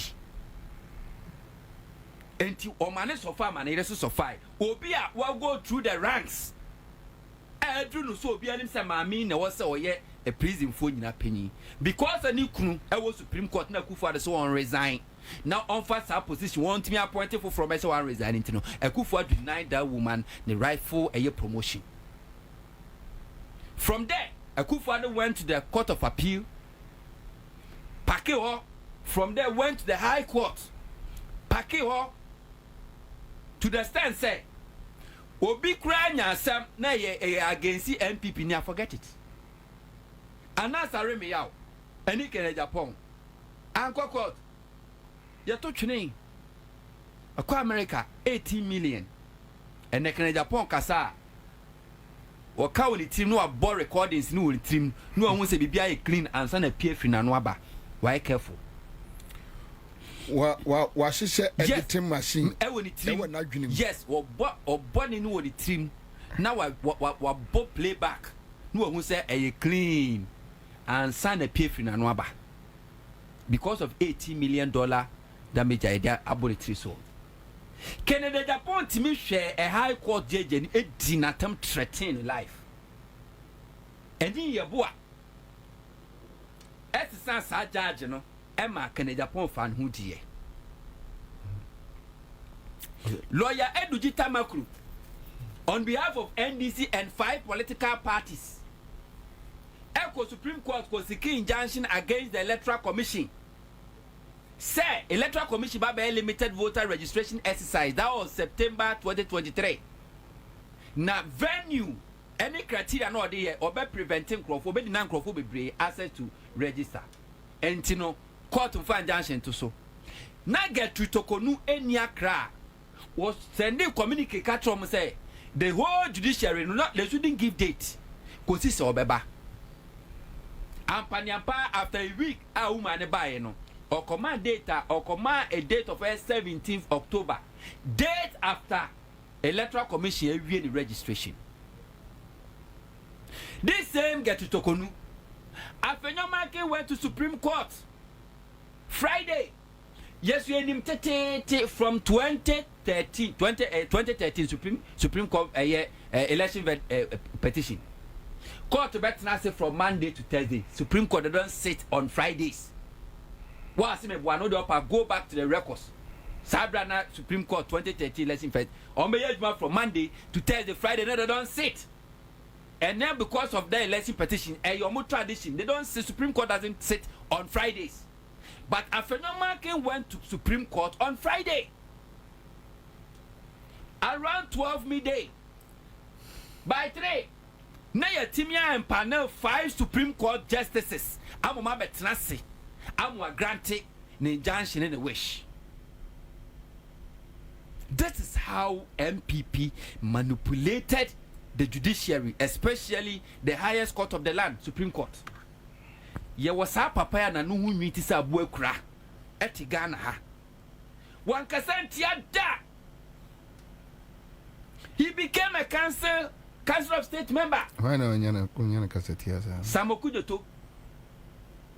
Papa we an kasantia da wana nwini hu se baby ani mfie nyina. Opa ka show left. Esuno Samokujoto enesuno. Inspector Bidiako. Okay. Papa we are now you what that say. My ye MPP propaganda must say the Medin Chinemeko adakamenem and to was me speaking against the ill because me be where Jagana or Minchirima they deserve justice. This man supported everything. Upon all this met, we had a whole Supreme Court judge, our Chief Justice. I accuse you say we are obisi ko we you be fragadam agin $5 million. We never hear this man talking. And no ntimi and reduce investors' confidence. And then President Mahama Nana upon all the requests said we need to review the 1992 constitution. 1992 constitution mama chono mu nyansa pa. Do say and everybody boy outmoded, but a binum still no, it doesn't make sense. 1902 Constitution say a person chief justice every na kunya swa awase wada sibamboni biadi wa kire say wa bon said ye get to konu kire say wa bon woni mu hwe no na no Ghana ni never throw petition no dey come president what the come president and no can oh president atemu afepanyiwe wa bon yini free ho oni madwuma no president hu a emra na nkase president nhwem na wankase wasam na kan uma na senim emra ne say president wo saka fakrata no koma elmampen abanya gina tuku afutufu agina tuku e council of state na council of state fo no emom nhwem se council of state fo no hwem no mu se kwa bia dia boni pesmesia no bentin no aba wo mu a no mu mato president fo say president asam no a yede to maame no so no ye trans hwe mu no ensuo wom ente wo behia se bedon suko wom so munya ka ne sa wi a constitution say any president wo beti committee na o ma hwehwe mu se the council of state for ka no eye no kre say no kre bi wo mu ana na sa committee no kra wo ti a wo be ko supreme court wo no akoyi judge for mienu na sa judge for mienu no emu baako and the bear chairman of the committee. No yafu from yen sa or monya judge for most so that the biasi bo mu animunyam na do maka ho. Enti petition ko ka president sa no mo sabedwa for no so kwatrase. No mo so ma say ampa council of state for primary faci. Ade ko no mo so be hu a eni ti wo say nhwemu no omo hwehwem na se eye no kra na etia mra se de maame na ye no a na for mo da koto president ani say president ampo the council of state for kind of hwehwem na no kre maame ne nsem no ye friend busa na bobo na no no kre da mu ni say waye watia ga na mra then when a president ni be taking a decision say mayi wadi ana ma review one more kasa nyina omumu wan na betimi a kire say President Mahama as a law abiding citizen, as a law abiding president, wa committee or breach any act or law of the as far as 1992 Constitution is concerned. Na yenya a law lecturer say Sir Act 146 you know our constitution mu dey about and say you practice it. Obi ko repu ba dia yehwe constitution mu ne mfa no nkotum. Bosome so as a law lecturer no aketu ama o ko hwe labor law num. No already ya right. Now you sue that constitution act no. Now they push it for your rights and your entertainment.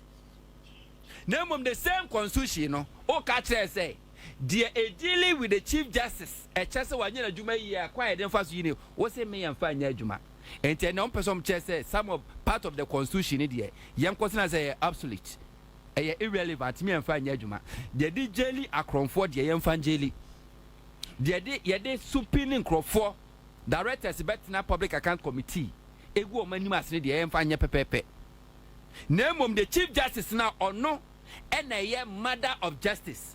And to whom much is given, much is expected. And you who ask for equity must come with clean hands. Or no, now what one more catcher said, no matter, it doesn't matter the noise you make. The law is the law. Hey, it doesn't matter. Noise as samokujo to be. You can go to hell. It doesn't matter. Protest MPP for be. Mo pa mo no mo po. Ensha mo fu. Na mo fanfa kan ko kumase. Enfanko lake busumche enfanko gumna mo nyade chada ka so obeye no you can do that. You cannot change anything. Get to Tokonu. He said Ghana aban saka o takwa de Ghana foka get to Tokonu one ne ba no kwa keke ni plane ticket e cost Ghana 109,000 ni per diem $10,000 Ghana dollars o convert here a 160,000 o kabomwa a 269,000 Ghana cedis. Chachuchi Kata was jailed for 5 years Yes, so we guarantee loan. I'm a private company. As can you say 230,000 Ghana cedis. Now wo ba awanya juma magana. If Ghana sika wa fa man Ghana sika a year 269,000, and you want to tell us because one and one fair. All right, thank you. Live on Accra 100.5. De La Vega says, what actually does not favor the MPP in the constitution is always unconstitutional, and that is MPP for you. When a blind person says he or she will stone you, you must know he or she has a foot on a stone. And this one is coming from Wood Eduji. And Atisa says, Araba is about to Kodu is already gone, and she knows it. Next time when she gets a public office, she will conduct herself well and not to be a stooge of any political party. All right, so Ebenezer Mukhtar says 10,000 Ghana dollars. Hey, yo, 10,000 Ghana dollars. Okay, so Osai Prempe says Evu Tokodun is Ghana. Simple. Ghana Bar Association should kiss our black and lick it clean for all we care. Very foolish association anyway. But I don't know why people are having issues with GBA. Because this statement is just an open-end something, and it clearly tells you their stand on this matter, that whatever it is, a constitutional application, and what GBA is saying is that, look, let us allow the process to travel. Then we will know. Listen, my mama, 14 years old. Obviously, my mother dear worry, and I'm for see a Drew Randy so Randy Smith beginning. Some beginning On penny horse. And No. I minor. Minor. Anyway, Governor Medasi. Okay, all right. Mefa Africa Siduna, Mefa Chia we take for you now. Yeah. Na membo mpenyu anyu ho ye dwuma so ho abado. Na mensre iradini shira na adom. Na ho fe, na ho din onkodo amfa ma hunto na omoye kamade mo aye ya mabeshi.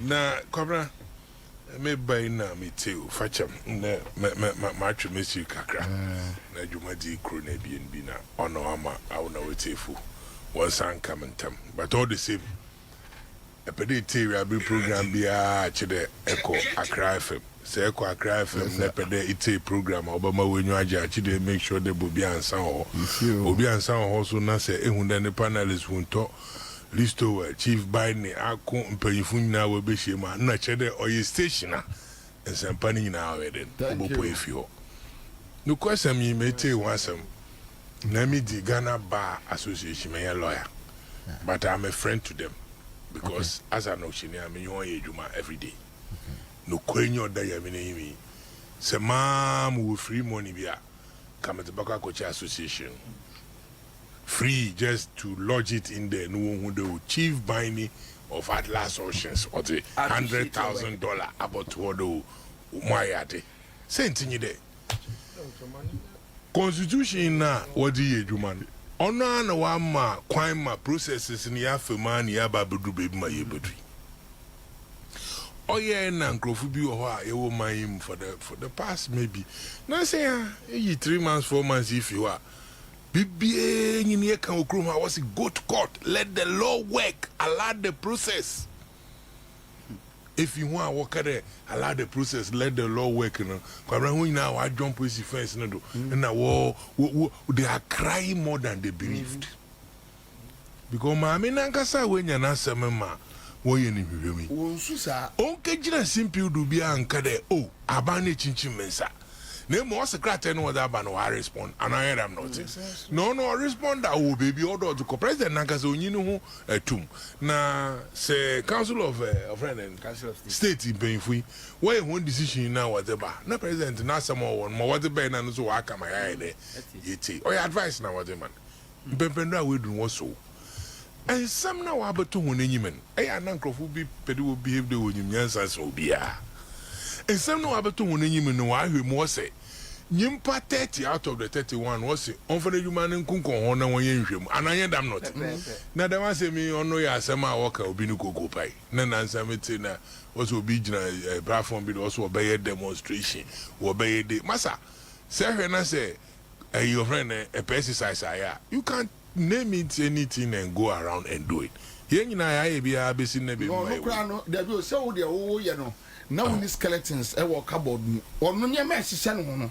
Nipa no jina so no be ko street mu no so mo wo so eye rice scandal no mo wo so NSS de enum sisi a case aba na asama me pede Bobie awo na wetefu wote nyina inde Chief Justice ni hwehwemu ya worry won allow process mo ye de onye adwuma onye for anything na Ghana for to about what the John Dramani Mahama. Yeah, ejina he nyina ebotu makofa nda ho da won to about my but wo to am on the ba be adwuma no nso ya another thing and I am not and I'm running man kwande baby ma petitions here aba bedui to anamo na MPP fun I don't know why and Chief Justice or MPP ni ana they was said by me the record but me no ye partisan oh MPP ni oh how or your MPP ni maba. Don't get her offended. If you tell us on your party bar, the bube fu baba. Are you sure? Or your party bar. You know that for a fact. Oh, I see. And they said and the Kwabna is as if they am not well informed. Oh. Because my position I'm me taking as her result to them I mean or a Chief Justice. And now on mine you know Chief Justice. On suspension. And now Asemaba na Council of State where him was on court suspension. I feel a group of people I want declare they want the one politically this is the way I work on. And one thing what's one task that Waboko court must still process Nico through Manda Menyo Kasi or suspension will be actor. What's one task was our work demonstration. And then you see Bobie, I like to give people rope and advise people also. Who platform you Okwichi? Say madam toko no tea. Omo wodi na oma obi nko MPP contest no catch on that that was saying asem. Yes, I look as o monka no. No, my oyen was saying asem. Briefly. No problem, sir. Oh no, maame no. And a president idea shredded in secrecy no. One farmer will be on petitions no one supply the public what you say dia koma Council of State council no I'm making information immediately or requesting for copies no your man the copies are not in making Eti when no born ka no one no about people for pa aseba kan na no the nsembi na keke senyim which is justified in your own way. Thank you but sumuko United Kingdom may mental health law and the way even high rising otumo affecting in parliamentary state and I'm telling you on authority there the case that has happened now at the highest office of the CJ on him on dance so that day sebsebi President Mahamanum na yema me vice na nasifu speaker num nya obebenya ono no so ehon enti one dance so that day also ehon ma need to na abada ho sabi etifu on fanchem na asama abade what na efie gwado enti so bandama Bobie as a human being no I didn't hit one mental imbalance album. You cannot be stable. You get where I'm coming from. I cannot be agreeing to you because even before her activities were run now obia petition there Akufo Addo na onyinedi na make her there. So she was aware of some of the things. Akufo Addo onyinedi no nyim there President Mahama wa ba no President Mahama onye basbasa onu se bi ni suba no kuhwe na nanse ehwe ma ojamoda ye ni na nyina mje nanse hu ni woko o che no President Mahama no ye abodwe no nyim de President Mahama obod na President Mahama so on to the man na mo senkro fan fa petition na ye de wan fan kwa nka first one order no kraze ye hu na nko anya hu adwuma mpo na mekan transition one hand over and the mama president mama. And I was the 10. So was the 10 now. Not in the baby D. And na Ghana fufu bisu what day another petition what there what about pedo. 6 petitions in 3 months. Ono friend Shazo Simdu no Simdu Krofu ba no what ba. Say po Martin Krofu da one ADB what there what ba. It's a president mama here to make sure that very fair do not that could be more that, but I want you to understand that I mean a Ghana Chief Justice. Not all ye Ghana. No, ye Ghana Chief Justice. On ye MPP. Na MPP for there wo ye no. Pocho awo na nyim. Nkrofo bi wo ho a wo wo soro amire mi nyim ho. Iti hede u kasa kwachi. Bomodin. So. Se chama waru se chama. O chama bo friend intim. Onu ho mpo na ebokwa.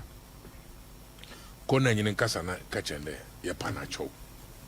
Oya man Nkrofo akada intim aminiti wo de nyina na oye MPP intim ni ho onifie de intim ni ho intim ya bia na foforo bi o Hackman na ofie na intim onye chama na o chama bo onu o wapie go out agome akam dema wapie intim ayi Hackman na ofie na thank you to no one lead ayi your friend say Moshood say Moshood o say one mo kiki microphone onu don check crowd chewa come now seriously intino please yeah we are building one Ghana full J MPPD wo da min sama wo keka ni nyina 2016 wo mo hon kwan wo by 2020 wo by use alakpajis wo trying to maintain power in 2024 wo akoto aba wo the sisan aba ma John Dramani Mahama do ye adwuma wa bande ma mini ho aka wa ahwe ne nansen na mi te ma munua ai sami jefi sana asem nsem wo mo no bobo mu your friend the tikiti na krubi na odenka wato my bodyguard pe according to the na if you obada wato man said the man say me MPP for ho ankojima enka ma me say be oye na adwuma na wakoto tikiti kwanti obeka che no dem madam tikiti Anthony ye nti pocho next time here there inya kwa na be yesija men ye dem say wa ma asemi na wada na open to the public na Nkrofo petition no tro na wa ye there watch. It's as the result of the political party now. What Jimun train na onu no ruko. Na CSOs na work ma police in Penyinfu na se for woni ho. Wo botum bo sebi when you engage the mass me organizer na ho aka. In some Nkrofo kan social media no kwaro. Hey, Najib. Asem to me anyo na abeba. I don't know what you got to my uncle now also watch you. What do you got to a Nima police station? Me demicard to do now, maybe you miss one more ice water crowd. What's daddy? Because oh, but that's we are friends, we are brothers. Exactly. Now, what has CJ got to do with the new patriotic party? And you go to our woman, and you try to say, one more dear, no. I see. There is some in what you are trying to tell. No, the man too much young kodu gunto. Communicate about cause say. No, man too much young kodu. So they are creating an impression. They say me say na my dream no crowd. But the addition they make sure I cry for me. It's giving me some kind of understanding that as if there because you can't cry more than they believe. Obi enyeyi ekonyipa nifie nipa wewu na lenyimin ikwe he mami Nkrofo no sum na mami na wewu no so ne mbate wa yedi. I think you are making a good point here. But all the same, man, I will senior lecturer Bobie. Comrade Bobia. Lecturer. When if I gimpa. No. Say, 1 + 1. Why am I critical thinking? But for me, I know the Chief Justice. I don't want about some. The end of the see, you about. I young for them, I honor and I dream Coban crew. I mean, you know, and I also want indications. I wasn't yes, or a CJ, but. Or you're closer to the other side. Is that what you are saying? Or relate more on them? Oh, but I want them to. I want to tell the Ghana bar a releasing by the fact that NDC MPP Ghana fo nyina yen na ewo didi na ya to abaye da fa o man panya wa form aban no otutu na namo na wedru pempen no was ma me no ntwene anade obi ante ontwene ho na se people are mistaken there o fi the way yi ne dia na se won yi ne di okọ hwe na asem num na wa ba ananya dem not na unto eti enyim da asem obotum ahwe mu aba na wa clear na. So I think that's where we. And I unto you don't know that. Wait and see how it will go. Enyima. Obotum ahwe mu na wa clear no. But ana obetum ahwe mu na wa clear. Ana obetum ahwe mu awie ni apamo no na e car wa boy ni asaje. But in this case, so beba back ne de eye easy. Obeba back there over claim. Easy. Emma Shada. So de Kubeko Kumase. Dance Araba. Be a groove Araba. Ebesaba be CD Ghana. Oh yeah. Ma so tell. I don't get what you just said. Also Shada mo in presidential candidate. Yes. Binu kwa edana kwa. Ebe easy. Ama Shada be president. Now the Puako Kumase. Dance Araba. Okay, so make to ask them na say na uche dancer no obey hwehwem na wi na Araba na awa kanechi kota. That's your position. That's all. Okay. Apostle Dr. Megashi of Megashi Herbal and Spiritual Center.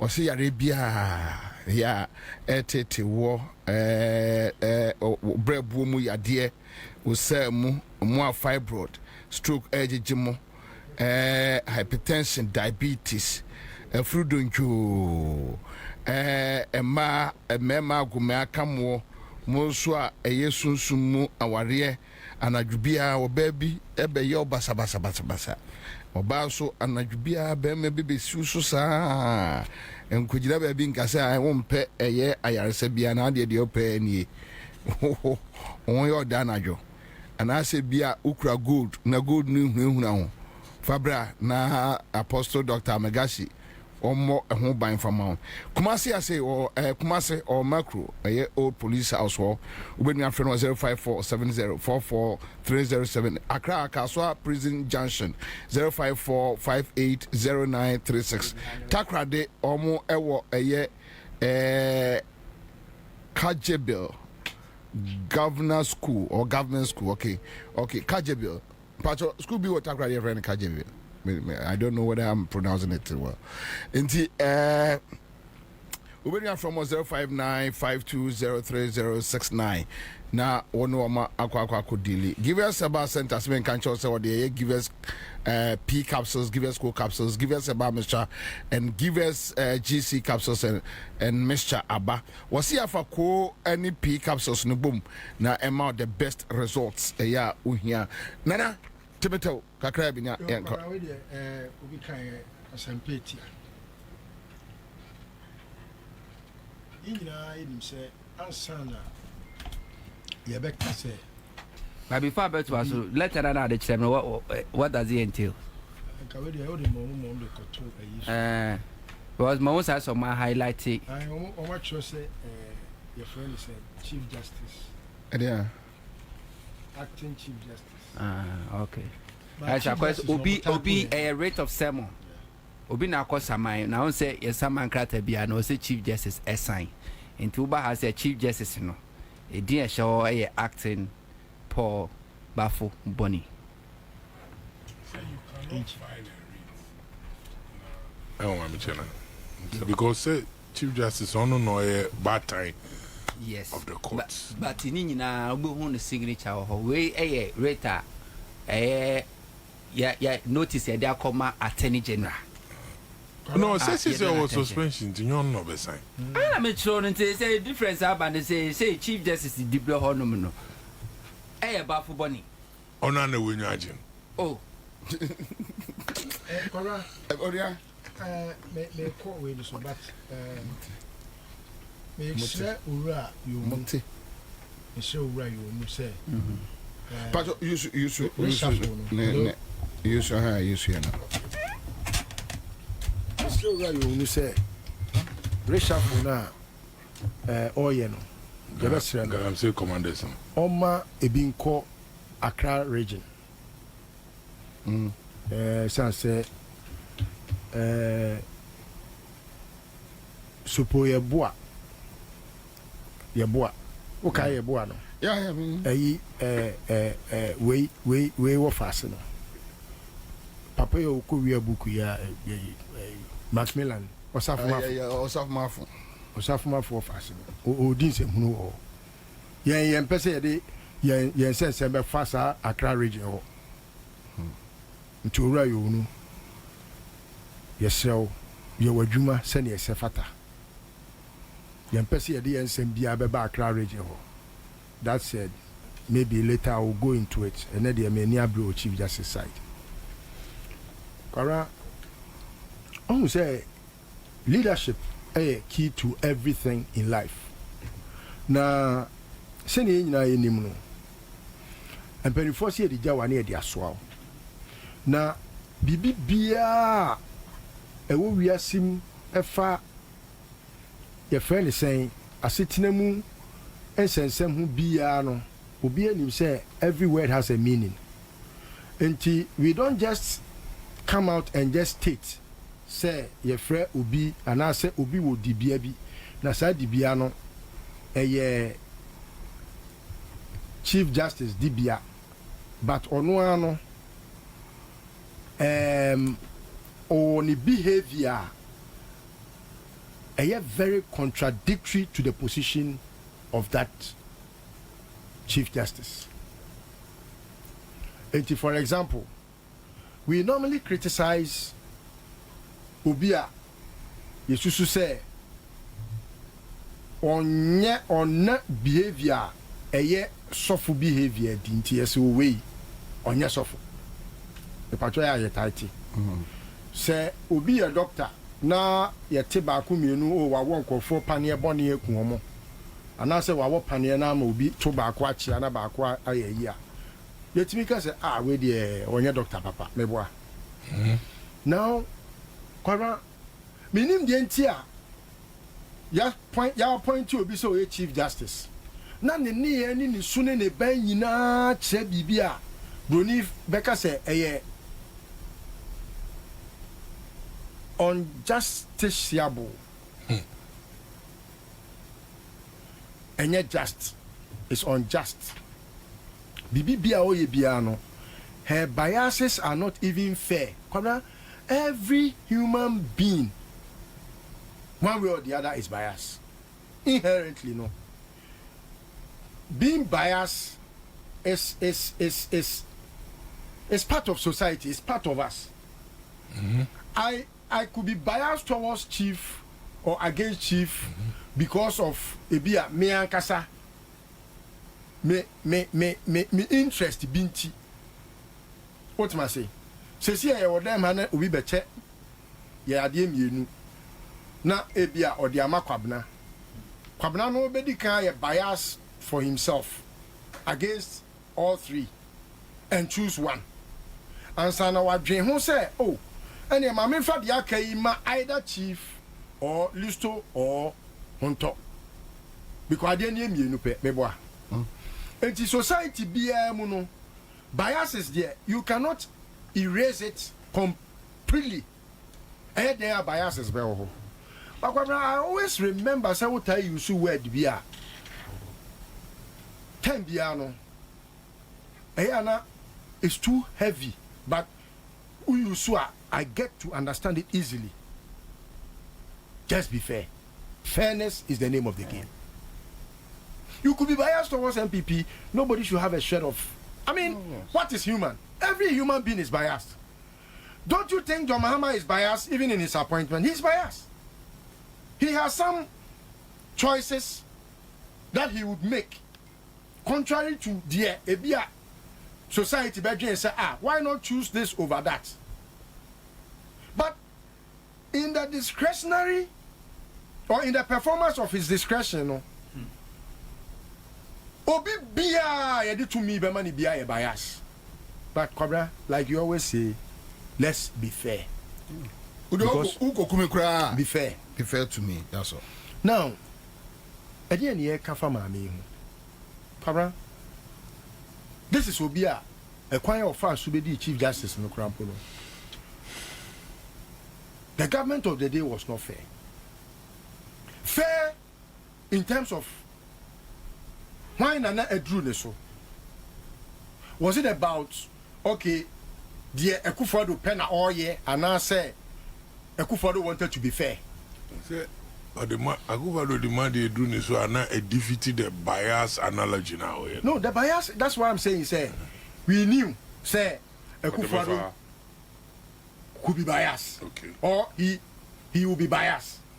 But the fact is that, was he fair in being biased? In being biased. Because not fair, especially when you check. Like the example I gave. How long ago? After Kwabena had chosen one and it was left with one. No? Yes. Kwabena could have said to any one of us, say, oh, Unim, listo. That's how we could idea with the Ubenyabi. Intino de. My farmer chief, because chief na a bad in so Ubenyabi. Kwabena has not been, he has been biased to me, but he has been fair. Yeah. What must I say? Intino. Edi na na ya sonkon wo ma amene ho a enu nti Akufo Addo kofa ne say omra mayor chief justice out of ne biases. It means say Akufo Addo was not fair. Now he's not being fair, no, had a reason. Kwabena Jericho afesio no na asha asie adwiri no chief nsema o kan nyina leading me to open my mind so wider to another sphere where I can find, say, even beyond their criminal syndicate of family and friends, no. Say, even after say Yefra Bemuno, even after say Yefra Bemuno, I was saying young Kofua Omubeboy Hobain. Now, Tokonu, Nifia can when a name the Dawson. No so na ebeya den say why your bentino abafo from bakra ombeyi na di because NDC for the animomo sana president Akufo appointed oba chief justice what never try jam from the prosecution obey chief justice meka near Georgina Wood, my very adorable and forgotten mom. What must say NDC for by no Kwabena can say there are so many ways in killing a cat, no, and no pay NDC for you public attacks in the doorson, and no mummy yai ni enomujai mamino not now. Kwabena, I want to remind us of something. Georgina Wood can who been to the NPP for Bar Bemuno or move Sika left, right, center because they know say or be no better or movie beer, even when you take them to court, that's where they will be glorifying themselves as heroes. Immediately, Professor Mills Bar Bemu almost started here, almost the coming of us. Even though that time, no, I mean, no money, Omoko, no, for Kodrum Pianimo, Omoko, Okai, Omoko, Asabi ho, Omoko, Akwese J ho. Case, no, who did drew quarter, Kwabena, the case will be dead on arrival. And Untino, Akufo Addo no more Bemuno. Their main focus was to make sure, say, as part of our criminal syndicate job, you know, let's pack the court so well, so enough, so much so that say Nyameya Adom Krampo, Nese, Yakot Nefieno, there was uncle for where I pack on more court, no, and this is former assembly also quarter. And one is on Babaka say, case no crap procedurally, cramo lusu. Yeah, share the merits of the case. Yeah, she. Yeah, so video Johnny. We will look at the interest of the state. We will look at the interest of just the common thief. And you know, Chief, I put it to you, say, Emmanuel one was a MPP ni, and then the Yamashino said Jericho Afesio no Ashasi age because there can be a sono Babylon war no. Babylon no ebejiregu Jericho Afesio no ejiri na aboan yesu utwa ni tia de aka nyina ya homa utwa aboan ni tia de aka nyina ya homa enu na enye baako enye mienu enye ayi hwe nipa petition ya miensa baako yesu oye police pani a osai lawyer ni yɛde intentia di no a wodi asɛm awie obi bu afu a kwabra sɛ me judge ne common gafo anya hwe wo sɛ ekum sɛ me ka sɛ judge agyimi a me ndidi ne nsɛm a wɔka no ɛnam so wagyimi wotumi nya me hwee ɛnyɛ contempt only comes in when during proceedings why adeɛ na me se me no nya adwen but kwabra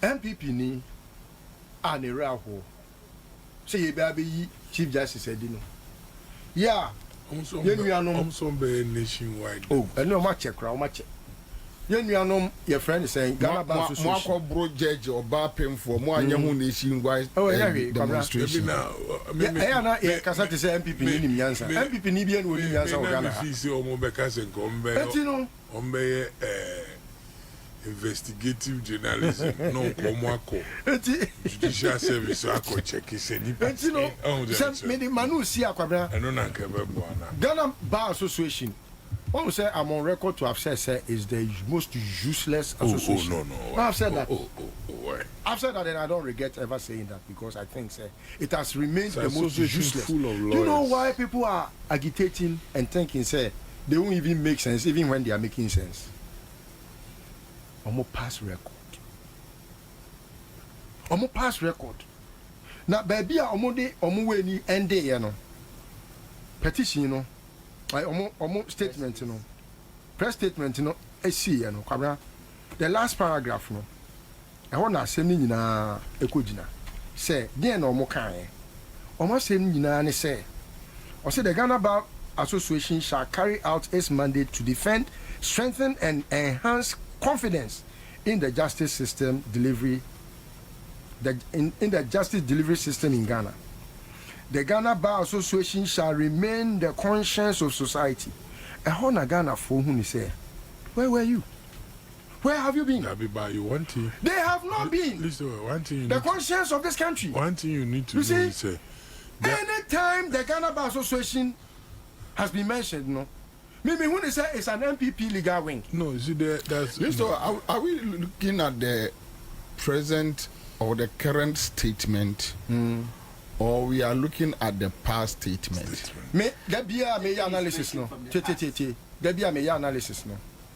Minima de friend remote course and a minima de friend immediate course. These are the only two things I look at. I look at your past and I look at your present. Then I use those ones to determine the future. Yeah, but the present is giving so your past a certain paragraph which you think gives me a certain impression. You are dealing with an office where that office yes. Obi obetra obi ade ono also na dwene ne betra. So you are looking more to leadership. So you want to use Chief Baini's behavior to determine some abe occupy Chief Baini baby anot near the miaba ho in the said Chief Baini esitie no saa na mesomete. But I'm doing politics and I will remind you of one thing. Rollins in T and omudi nipa mi ense ti akosi Supreme Court omudi di nkwasi asem. Mahama of Ahoben. Okay. So even with the current statement, you have an issue with the statement. No, I'm not. I'm just saying, say, to put an issue with the like organization. The Ghana Bar Association shall remain the conscience of society. You have never been the conscience of society. But with the current but if statement, you say henceforth, then I agree. So what a grammar? No, Kwabra. If you don't allocate powers onto yourself when you are not. Okay. You have never been the conscience of this state. Fine. You have never. Because if this is the first time, fine. Begin to say we have amended our ways. We will be the conscience. But don't tell us that you have been. You have never been the conscience of this country.